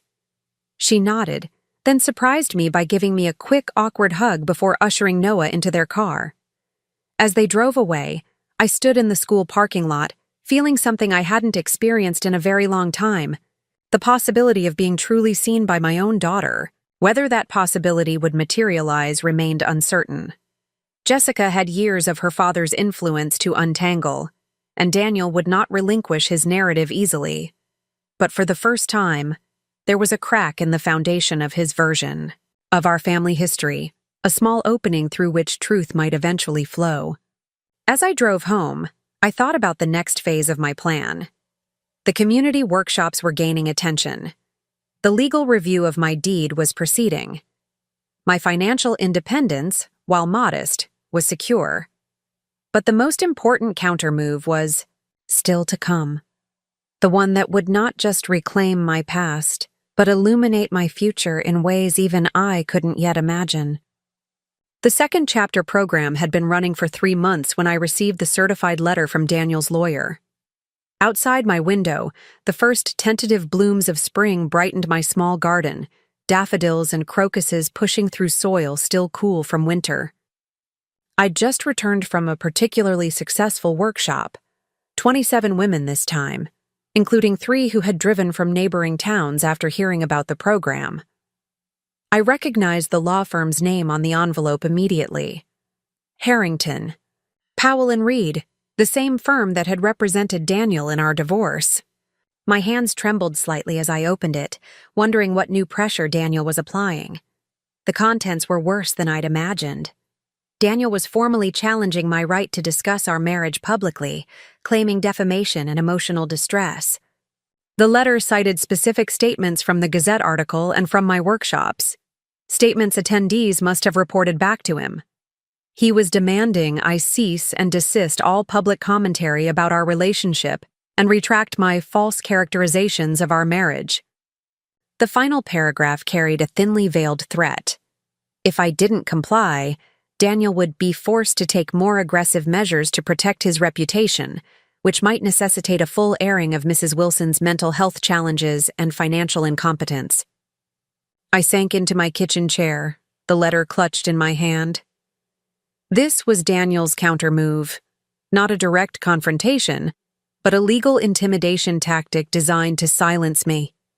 He knew exactly what the threat implied: a public, humiliating examination of our marriage where his word, as the distinguished professor, the respected businessman, would carry more weight than mine. My first instinct was to call Lauren, but I stopped myself. This wasn't just a legal issue, it was a continuation of the pattern that had defined our marriage. Daniel rewriting our history, Daniel controlling the narrative, Daniel using his position and resources to diminish my voice. And as always, he was counting on my instinct to avoid conflict, to surrender rather than fight. Not this time. Instead of calling Lauren, I called the Oak Ridge Gazette and asked for Sarah Chen. When she answered, I kept my voice steady. "Sarah, it's Margaret Wilson. I've received a legal threat from my ex-husband regarding your article about the second chapter program. I think there's another story here if you're interested." Sarah's response was immediate and enthusiastic. "I'd love to hear more. Can we meet this afternoon?" We arranged to meet at Riverside Cafe in an hour. After hanging up, I carefully made copies of the legal letter, then called Thomas. He answered on the second ring. "Margaret, is everything all right?" "Daniel is threatening to sue me," I said without preamble, "for talking about our marriage in the Gazette article and at my workshops." Thomas was silent for a moment. "That sounds like Daniel," he finally said. "He's always been more concerned with appearances than reality. What are you going to do?" "I'm meeting with the reporter from the Gazette. I think it's time people understood exactly what Daniel is trying to suppress." Another pause, longer this time. "Margaret, are you sure that's wise? Daniel can be vindictive when cornered." "I'm counting on it," I replied, surprising myself with my certainty. His reaction will reveal more than my accusations ever could. After we hung up, I changed into a simple but professional outfit. A navy blue dress I'd recently purchased, more tailored and confident than my old wardrobe of shapeless cardigans and elastic waist pants. Daniel had always preferred me in muted colors and forgiving silhouettes, claiming they were more appropriate for my age and position. Another form of erasure I now recognized. Sarah Chen was already waiting when I arrived at the cafe, her notebook open and recorder ready. In her early 30s, with a direct gaze and no-nonsense demeanor, she had approached the original article, about second chapter, with surprising empathy and insight for someone so much younger than her subjects. "Thank you for meeting me," I said, settling across from her. "I wanted to share this with you." I handed her the copy of Daniel's legal letter. Sarah read it carefully, her eyebrows rising at the thinly veiled threats. "This is serious," she said when she finished, "but also potentially newsworthy. Would you be willing to go on record about this intimidation attempt?" "That's why I'm here," I confirmed. "But I want to be clear. This isn't just about Daniel and me. It's about how older women are silenced, how our histories are rewritten, how our experiences are dismissed as delusions or exaggerations." Sarah nodded, already taking notes. "A pattern you've seen with many women in your program." "Exactly. Daniel's letter exemplifies what I've been trying to address, the way women in my position are pressured to accept others' versions of our lives, even when those versions erase our truth." For the next hour, I shared with Sarah more details than I had in the original article, the specific ways Daniel had controlled our finances while building a narrative of my incompetence, how he had gradually isolated me from friends and colleagues who might have offered perspective, how he had enlisted Jessica in reinforcing his version of our marriage after the divorce. "What's particularly troubling," I explained, "is how effectively he's used my marginalized position against me. As an older woman, as someone whose career was in nurturing rather than achievement, as someone who prioritized family stability over professional advancement, all these make me easier to dismiss." Sarah looked up from her notes. "And yet, you're not allowing yourself to be dismissed anymore." "No," I agreed, "not anymore." As our conversation wound down, Sarah posed a question I hadn't anticipated. "What do you hope will come from sharing this story? What's your end goal here?" I considered carefully before answering. "I don't want to destroy Daniel, if that's what you're asking. I'm not interested in revenge. What I want is to reclaim my narrative, not just with Daniel, but with Jessica, with my community, with myself. I want to stand in my truth without apology." Sarah nodded, seemingly satisfied with my answer. "I'd like to write this as a follow-up piece to the original article, the story of a woman refusing to be legally intimidated into silence about her own life could be powerful." "I think so too," I said. "And Sarah, thank you for taking me seriously." Her smile was warm. "That's the bare minimum you deserve, Mrs. Wilson." On my drive home, I felt an unexpected lightness. For decades, I had carried the weight of Daniel's judgment, his dismissal, his rewriting of our shared history. Even after the divorce, I had continued to shoulder that burden, accepting his version as the official record. But with each step I took to assert my own truth, The community program, the Gazette article, and now this direct challenge to his legal threats. That weight diminished. The confrontation I'd been avoiding for so long was finally coming, and rather than dreading it, I found myself almost welcoming it. At least in open conflict, the dynamics that had shadowed our relationship would be visible, not just to others, but to me as well. I had just arrived home when my phone rang. Jessica. I answered with a neutral greeting, unsure what to expect. "Dad just called me," she began without preamble, her voice tight with tension. "He says you're talking to reporters." Again, spreading more stories about him. "What are you doing, Mom?" I moved to my porch swing, settling into its familiar comfort. "Your father's lawyer sent me a threatening letter, demanding I stop speaking about my own life experiences. I shared that letter with the reporter who wrote the original article." "Why would you do that?" Jessica's voice rose in frustration. "Don't you know how this affects all of us? Dad says people are starting to question his integrity because of your stories. His colleagues are whispering behind his back." The old guilt flickered briefly, the ingrained sense that I was responsible for everyone's comfort and happiness, that expressing my truth was somehow selfish if it inconvenienced others. I took a deep breath and pushed the feeling aside. "Jessica," I said gently, "your father is attempting to legally prevent me from discussing my own life. Do you think that's reasonable?" A pause, then a sigh. "I think you're both being stubborn. Why can't you just let things be? Accept that your marriage ended and move on without all this public drama?" "Because letting things be means accepting a false narrative," I explained. "It means agreeing that your father's version, where I was incompetent, joyless, mentally unstable, is the truth. And it isn't." "That's not how he describes you to me," Jessica protested, though I noted a hint of uncertainty in her voice. "What has he told you about our marriage, Jessica? About why it ended? About me?" Another pause, longer this time.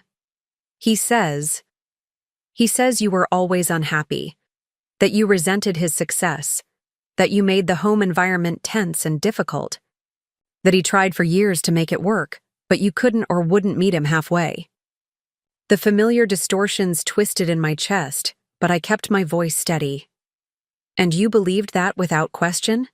Without considering my perspective?" "You never offered a perspective."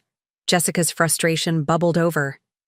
"You just accepted the divorce, moved into the cottage, and carried on like nothing had changed. You never defended yourself, never challenged his version. What was I supposed to think?" Her words hit me with unexpected force. She was right. I had retreated into resignation, had accepted Daniel's narrative so completely that I hadn't even attempted to share my own with our daughter. My silence had been interpreted as confirmation. "You're right," I admitted. "I should have talked to you about what really happened. But Jessica, I was shattered by the divorce. By your father's betrayal, yes, but even more by how quickly you aligned with him, how readily you accepted his characterization of me." "I didn't," she began, then stopped herself. After a moment, she continued more quietly. "Maybe I did. It was easier to believe Dad's version because it was cleaner somehow. A simple story about incompatible people rather than anything more complicated." This small acknowledgement felt monumental, the first crack in the solid wall of Jessica's certainty. I pressed gently into that opening. "Would you be willing to hear my version now? Not to change your mind about your father, but just to understand what I experienced in our marriage?" Jessica was quiet so long I thought she might have hung up. Finally, she said, "I think I would, but not over the phone. Can I come over tomorrow evening? After the kids are in bed?" Relief washed through me. "Yes, of course. I'll make tea." When we hung up, I sat on the porch swing a while longer, watching the lengthening shadows in my garden. The conversation with Jessica had revealed something important. My silence had been as much a factor in her acceptance of Daniel's narrative as his persuasiveness. By retreating into myself after the divorce, I had effectively abandoned the field, leaving Daniel's version unchallenged.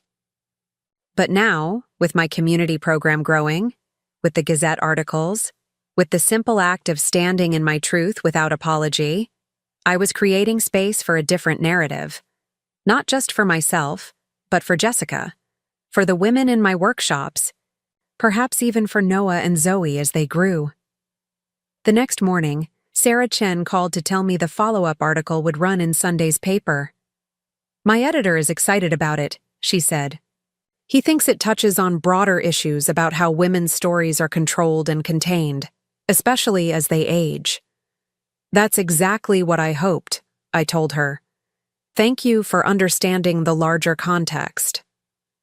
"Just to prepare you," Sarah added, "we reached out to Daniel for comment. He declined to speak directly, but his lawyer provided a statement suggesting your claims are exaggerated and potentially defamatory. We're including it for balance, but framing it clearly as a legal response rather than a personal one." "That's fair," I acknowledged. I never expected this to be one-sided. After we hung up, I spent the morning in my garden, hands in the cool soil, mind working through what I wanted to share with Jessica that evening. Not accusations or grievances, but my lived experience, how it had felt to be gradually erased within my own marriage, to have my contributions minimized, my perspective dismissed, my very self slowly redefined according to someone else's needs. I was so absorbed in my thoughts that I almost missed the sound of a car pulling into my driveway.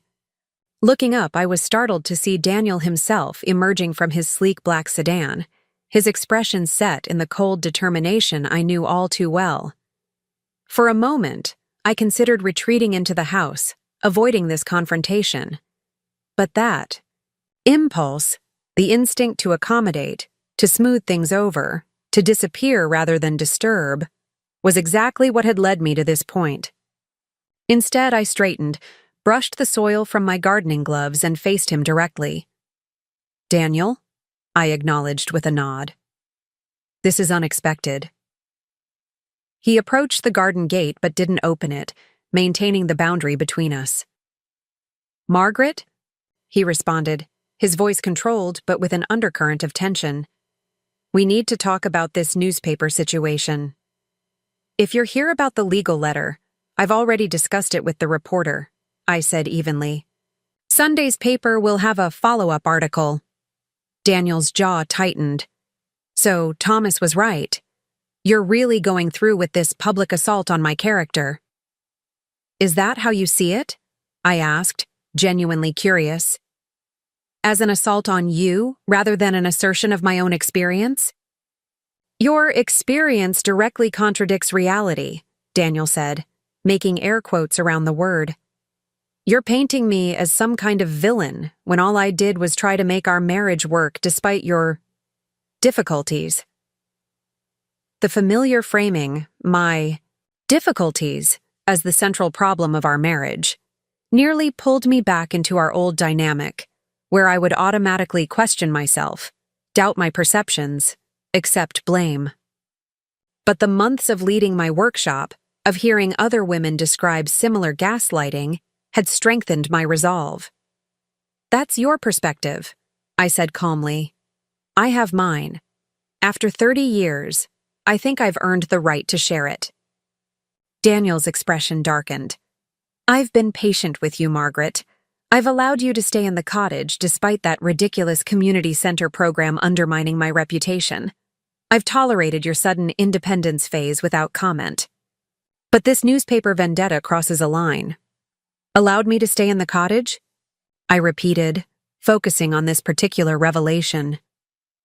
"The cottage bought primarily with my inheritance from my mother? The one you claimed was a generous divorce settlement while quietly inserting a clause giving you right of first refusal at a fixed price?" Daniel's momentary silence confirmed what Lauren had suspected. He had never expected me to notice that clause, let alone challenge it. "That clause was standard legal protection," he finally said, his tone dismissive, "and irrelevant to the Current situation. What matters is that you're deliberately damaging my reputation with these distorted accounts of our marriage. I removed my gardening gloves and looked directly at him. Daniel, I haven't named you in my workshops. I've shared my experiences in general terms. The only reason your name entered the public conversation was through that Gazette article, which focused primarily on the second chapter program, not on you. People know who I am, he snapped. This town isn't that big. Every time you talk about your supposedly controlling ex-husband, everyone knows exactly who you mean. There was something almost poignant in his indignation. The man who had spent decades carefully crafting his public image, now confronted with an alternate narrative he couldn't control. For the first time, I felt a flicker of genuine compassion for him. Not because he deserved it, but because I could finally see the insecurity driving his behavior. I understand this is uncomfortable for you, I said, my voice softening slightly. Having someone else's perspective challenge the story you've told yourself and others. But Daniel, did you really think I would never speak about my own life? That I would just disappear into the background of your preferred narrative? I thought you would be reasonable, he said, as if that explained everything. I thought you understood the importance of discretion, of maintaining certain appearances. Even when those appearances required me to accept a completely false characterization of myself, to agree that I was incompetent, joyless, mentally unstable. Daniel shifted uncomfortably. I never used those exact words. No, I agreed. You were always careful about your phrasing. But the implication was clear, not just to me, but to Jessica, to your colleagues, to everyone in our social circle. You constructed a version of me that made your departure seem not just justified, but almost noble. The successful man finally breaking free from his burdensome wife. A flicker of something, recognition? Shame? Crossed his face before he masked it with the smooth, professional expression I knew so well. This conversation is pointless, he said abruptly. My lawyer will handle the situation from here. I just came to give you one last chance to retract your statements before things get unpleasant. I shook my head slowly. I won't be retracting anything, Daniel. And if your lawyer pursues this, I'll be countersuing over that cottage clause. Lauren thinks we have an excellent case for predatory terms entered under duress. Daniel's expression hardened. Lauren Davis? That retired ambulance chaser is giving you legal advice now? Margaret, you're out of your depth here. My firm handles multi-million-dollar corporate cases. They'll demolish any countersuit. Perhaps, I acknowledged. But how will that look to your colleagues, to your investors? The distinguished Professor Wilson using his corporate legal team to silence his ex-wife's community support program, threatening her home? I don't think that aligns with the image you've worked so hard to cultivate. For a moment, genuine uncertainty flickered in Daniel's eyes, the first time in our conversation that he seemed to consider my perspective might matter. He opened his mouth to respond, then closed it again, reconsidering. Jessica mentioned she's coming to see you tonight, he said finally, changing tactics. I hope you're not planning to drag her into this mess. She asked to hear my perspective on our marriage, I replied truthfully. I intend to share it honestly, but without trying to turn her against you. She deserves to understand both sides of her parents' relationship. Daniel's laugh was short and bitter. Both sides, as if there's some grand revelation you've been keeping secret all these years. The simple truth, Margaret, is that we grew apart. You became increasingly dissatisfied and difficult. I tried to make it work, but eventually, I couldn't anymore. That's all there is to it. The confidence with which he delivered this revised history, so different from his initial abandonment, his cruel dismissals, his systematic undermining, was almost impressive. In that moment, I realized Daniel truly believed his own narrative. He had rewritten our past so completely in his mind that my version seemed not just inconvenient, but incomprehensible to him. If that's what you need to believe, Daniel, I can't stop you, I said quietly. But it's not my truth, and I won't pretend it is anymore. Not for Jessica, not for this town, and certainly not for your reputation. He stared at me for a long moment, as if seeing a stranger. Perhaps he was. The Margaret he had known, or thought he had known, would have yielded by now, would have apologized, would have agreed to maintain whatever fiction preserved his comfort. You've changed, he finally said, his voice somewhere between accusation and reluctant admiration. No, I corrected him gently. I've remembered who I was before I started believing your version of me. Without another word, Daniel turned and walked back to his car. I watched him drive away, struck by a curious sense of closure.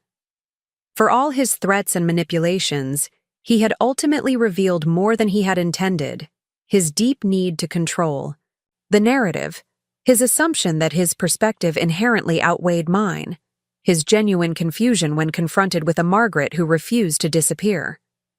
That evening, as I prepared for Jessica's visit, I felt strangely calm. The encounter with Daniel had crystallized something important. This wasn't just about setting the record straight about our marriage. It was about reclaiming my right to interpret my own life, to trust my own perceptions, to exist as a full and complex person rather than someone else's supporting character. I brewed a pot of herbal tea, chamomile and lavender, soothing without being sedative, and arranged a plate of the lemon cookies Jessica had loved since childhood, not as a peace offering or bribe, but as a simple expression of care, an acknowledgement of our shared history beyond Daniel's influence. Jessica arrived precisely at 8, her expression guarded but not hostile. She had changed from her work, clothes into jeans and a sweater, a small signal that this wasn't an official visit but something more personal. "The garden looks nice," she commented as I welcomed her in. "Those daffodils are really coming along." "Thank you," I said, leading her to the living room where tea and cookies waited. Gardening has become a kind of therapy for me. We settled. On opposite ends of the sofa, the familiar awkwardness between us softened slightly by the informal setting. Jessica accepted a cup of tea, wrapping her hands around it as if gathering courage. "Dad came to see you today," she began, a statement rather than a question. "Yes," I confirmed. "He's concerned about the newspaper article." Jessica nodded slowly. "He says you're distorting things, creating problems that weren't there." I took a careful sip of tea, considering my response. From his perspective, I imagine it feels that way. When someone has controlled the narrative for so long, any alternative view seems like distortion. "And from your perspective?" Jessica asked, meeting my eyes directly for the first time. "From my perspective, I'm finally speaking my truth after decades of silence," I said simply. "Not to hurt your father, but because my experience deserves to be acknowledged. By him, by you, by myself." Jessica set down her teacup with careful precision.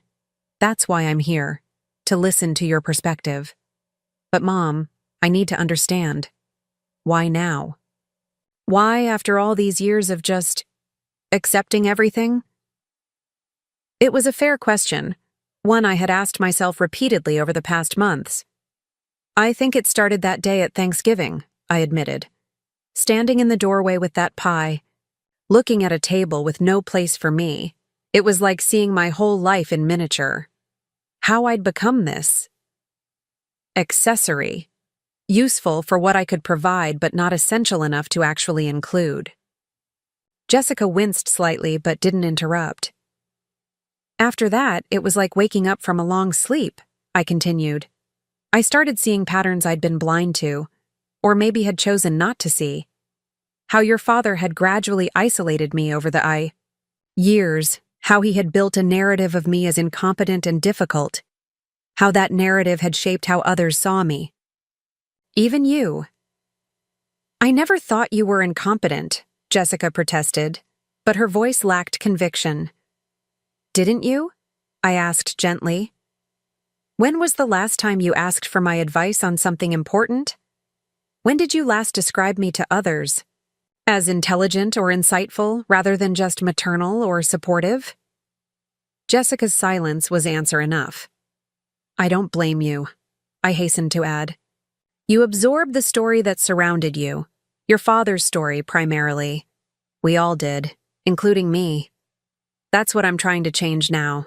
Not just for myself, but for all the women in my program who've had their narratives controlled by others.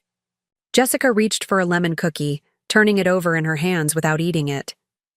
What was it really like? Your marriage to Dad, I mean. From your side. I took a deep breath, choosing my words carefully. It started well. We were young, ambitious in different ways. I loved teaching, loved the direct impact I could have on children's lives. Your father loved ideas, systems, the prestige that came with academic recognition. For a while, our differences complemented each other. Jessica nodded, encouraging me to continue. After you were born, things began to shift.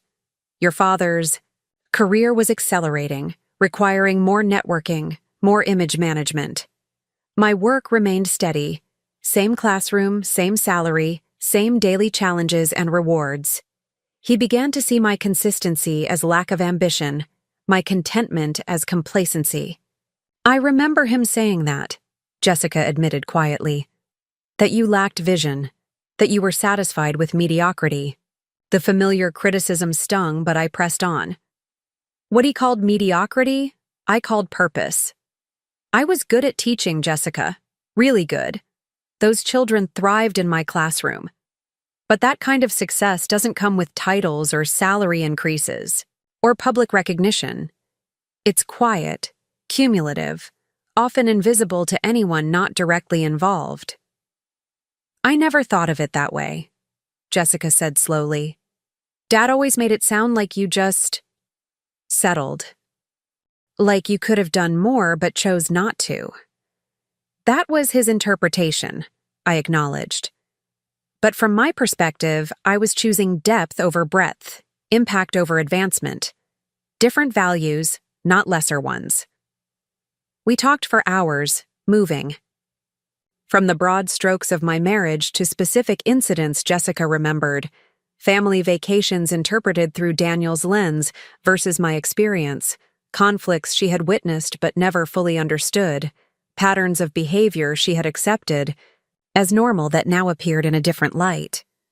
There's something I still don't understand, Jessica said as our conversation began to wind down. If things were so bad, why did you stay? Why not leave years ago? I considered the question thoughtfully. It wasn't so bad in the dramatic ways people often imagine. Your father never hit me, never had flagrant affairs, never drank to excess or gambled away our savings. The erosion was gradual, small dismissals, subtle control, careful isolation. By the time I recognized the pattern, I had already internalized so much of his narrative that I doubted my own perceptions. And then he left you anyway, Jessica said softly, a new understanding in her voice. Yes, I confirmed. When I was no longer useful in the ways he needed, when his status was secure enough that he didn't require my domestic support, when you were grown and successful, reflecting well on him, he discarded me. Just like he's threatening to do to you if you don't align with his version of events now. Jessica's head snapped up.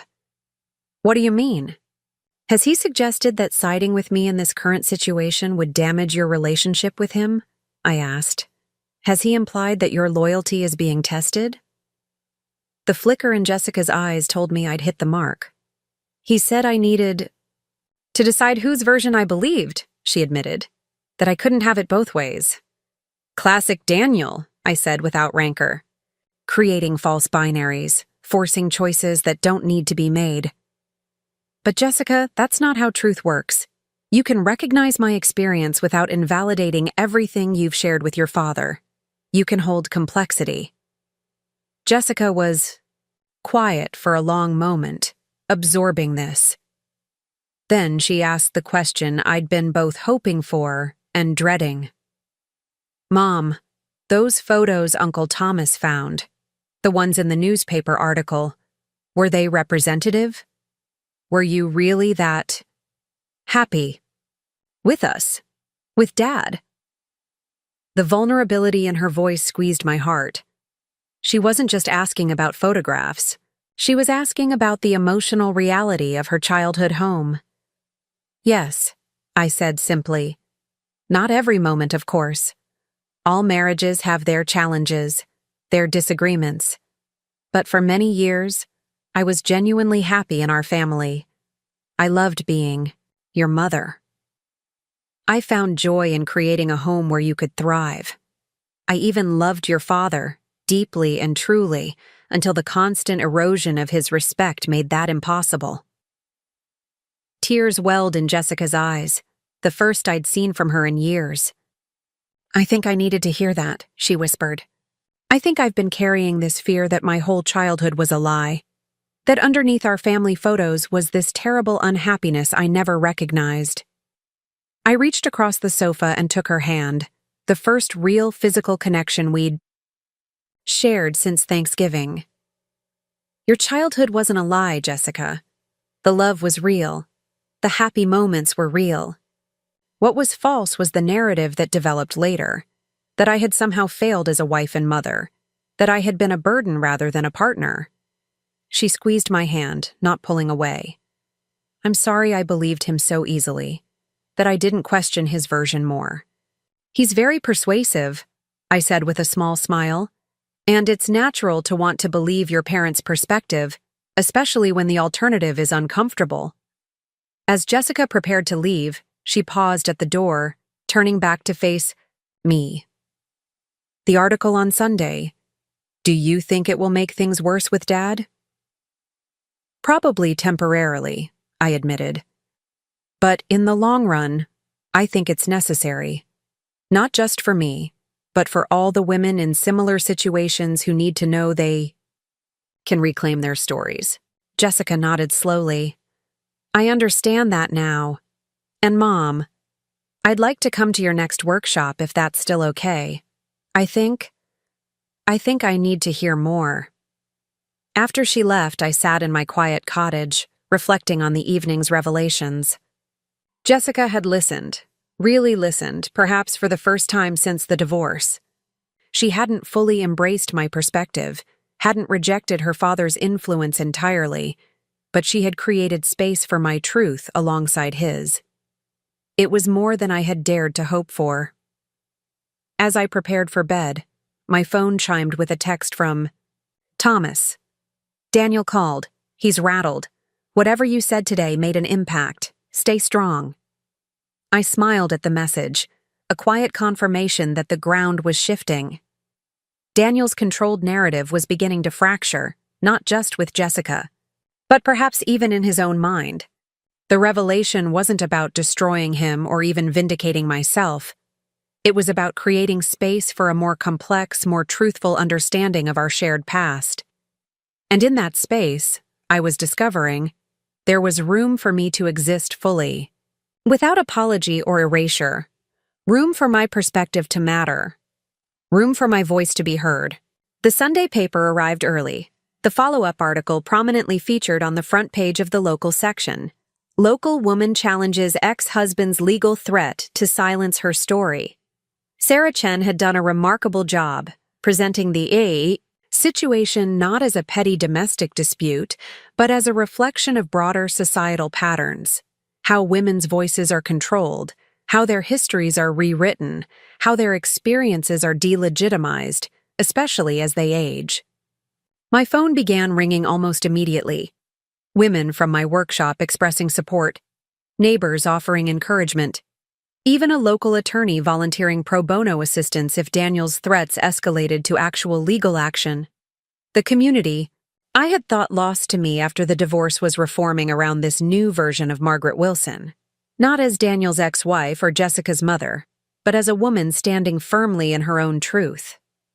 And as the day progressed, A different kind of revelation unfolded, not just in how others saw me, but in how I saw myself.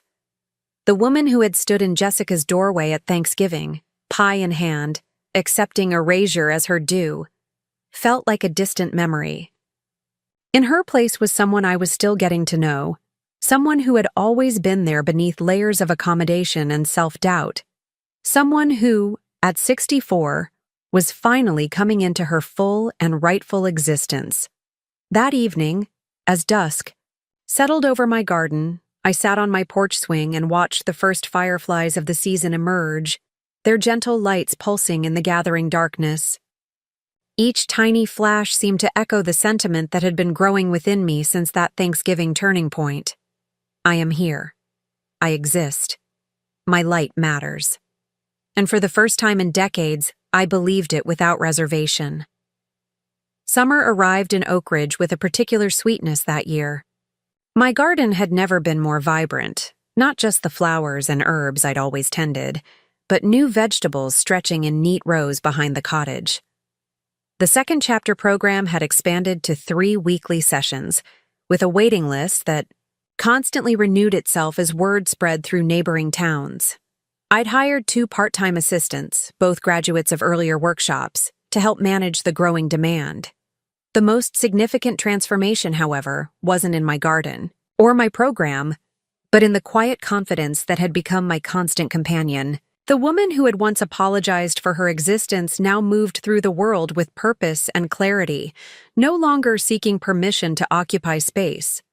Daniel's threatened lawsuit had never materialized.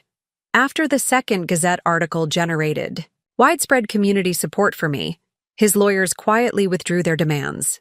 Thomas later told me that Daniel's investors had expressed concern about the potential publicity, suggesting it might be better to let the matter fade from public attention. For once, Daniel's focus on appearances had worked in my favor. My relationship with Jessica had evolved into something new, not the unquestioning closeness I'd once fantasized about, but a more honest connection built on mutual respect rather than obligation. She had attended 3 workshops, sitting quietly in the back at first, then gradually participating in discussions. Watching her engage with other women's stories, I saw recognition dawn in her eyes. Patterns she had accepted as normal revealed, as part of larger systemic issues. "I think I'm starting to understand why this matters so much to you," she told me after one particularly powerful session, where a woman in her 70s had shared her journey of reclaiming her voice after 50 years of marriage. "It's not just about you and Dad. It's about something bigger." "Yes," I confirmed, though understanding my own situation was where it started. Noah and Zoe had become regular visitors to my cottage, no longer scheduled around Jessica's convenience, but at their own request. They loved helping in the garden, asking questions about plants, taking pride in vegetables they had helped grow. I taught them to bake, to mend, to identify birds, not as services I provided to maintain relevance in their lives, but as genuine exchanges of knowledge and affection. The cottage itself had transformed as well. With Lauren's help, I had successfully challenged the predatory clause in my deed. Daniel had eventually agreed to remove it entirely rather than face a potentially embarrassing legal battle. With full ownership secured, I had made the space truly mine, painting walls in colors that pleased me, rearranging furniture for comfort rather than appearance, hanging art that spoke to my sensibilities rather than anyone else's expectations. On a warm Saturday in July, I hosted a garden party. A first for me, who had always been a guest or helper at others' gatherings, never the center of my own social event. The invitation list reflected my newly authentic life. Women from the second chapter program, neighbors who had offered support after the Gazette articles, Thomas and his wife, Eleanor, and her book club friends, Lauren and her partner, Jessica, and the children. Noticeably absent was Daniel, not because I couldn't forgive him. Forgiveness had been an essential part of my healing, but because I recognized that true reconciliation would require an acknowledgement of truth he wasn't yet capable of offering. perhaps never would be. And that was okay. My well-being no longer depended on his validation.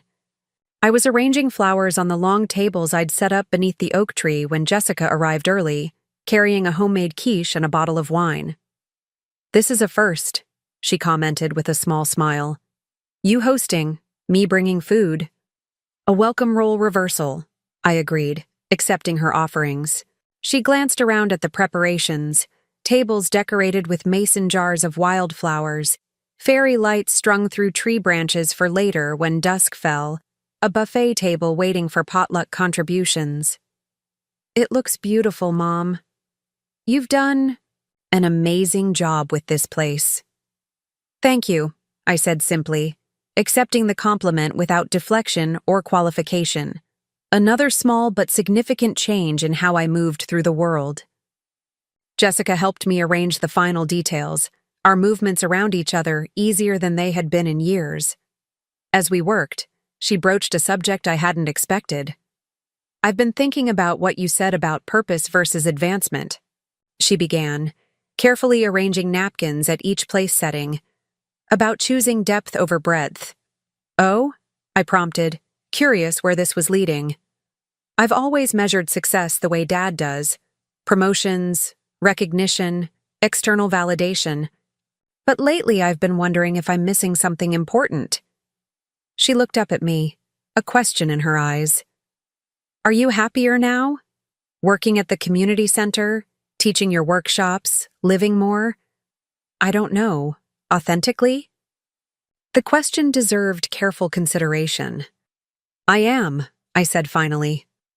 "Not because what I'm doing now is inherently better than what I did before, but because I'm doing it from a place of choice rather than obligation. That's the real difference." Jessica nodded thoughtfully. "I've been so focused on climbing that I never stopped to ask if I even want what's at the top. Ryan and I fight constantly about my work hours, the kids need more of my time, and honestly, most days I don't even enjoy what I'm doing." "What would you enjoy?" I asked, genuinely curious. "I don't know," she admitted. "That's what scares me. I've been following this path for so long I'm not sure I know how to find another one." I smiled, recognizing in her dilemma an echo of my own journey. That's what the second chapter program is really about, finding your authentic path, even when it's not clearly marked. You're welcome to join us more regularly, you know. "I might take you up on that," she said, and I could see she meant it. Guests began arriving soon after, filling my small garden with conversation and laughter. I moved among them with an ease that still occasionally surprised me, no longer apologizing for my presence or focusing exclusively on others' needs. When Thomas raised a toast to Margaret and her second chapter, the warm applause felt like confirmation of something I had been slowly learning: that my value didn't depend on what I provided to others, but on the simple fact of my humanity. As dusk fell and fairy lights twinkled overhead, I found myself sitting with Lauren on the porch swing, watching the gathering with a sense of quiet satisfaction. "Did you ever imagine this?" Lauren asked, gesturing toward the lively scene. "When you first came to me about that cottage deed, did you picture any of this?" "Not at all," I admitted. "I just wanted to secure my home. The rest. It grew, organically from that first step toward self-determination." Lauren nodded. "That's how it usually works. One boundary leads to another, and suddenly you're building a life you actually want rather than one you've been assigned." Her words captured something essential about my transformation. It hadn't been a dramatic reinvention, but a series of small choices, each building on the last. The decision to close the joint account with Jessica. The silver sold to fund my independence. The call to Thomas that had led to those revelatory photographs. The first workshop at the community center. Each step modest in isolation, but together forming a path away from erasure and toward reclamation. As the party wound down and guests began to depart, Noah approached me with a small, carefully wrapped package. "Grandma, I made this for you," he said, his expression serious. For your new beginning. Inside the wrapping was a clay plaque, clearly handmade, with words pressed into its surface. Margaret's Place. At the bottom, in smaller letters, where everyone gets a seat at the table. Tears sprang to my eyes as I pulled him into a hug. It's perfect, I whispered. Thank you. Later, after the last guest had gone and Jessica had taken the sleepy children home, I sat alone in my garden, Noah's plaque beside me, the fairy lights still twinkling overhead. The woman who had stood in a doorway at Thanksgiving, pie in hand, nowhere to sit, had transformed not through dramatic revolution, but through quiet insistence on her own worth. I thought about all the women in my workshops, each taking her own tentative steps toward reclamation. About Jessica, questioning the path she had accepted without examination. About Noah and Zoe, growing up with a grandmother who modeled self-respect, rather than self-erasure. The journey wasn't complete. Transformation never is. There would still be moments of doubt, old patterns that threatened to reassert themselves, relationships that required ongoing negotiation. But the foundation had shifted irrevocably. I had claimed my seat at the table, not just at Jessica's, Thanksgiving dinner, but at the feast of my own life. And I had discovered, through this unexpected second chapter, that the table was large enough for everyone who approached with respect and recognition. That true belonging never required diminishment or erasure. That even at 64, there was time to become more fully myself than I had ever been before. With that knowledge secure in my heart, I gathered Noah's plaque and went inside, ready to rest and dream and wake to another day of purpose and possibility, my own. Up next, you've got 2 more standout stories right on your screen. If this one hit the mark, you won't want to pass these up. Just click and check them out.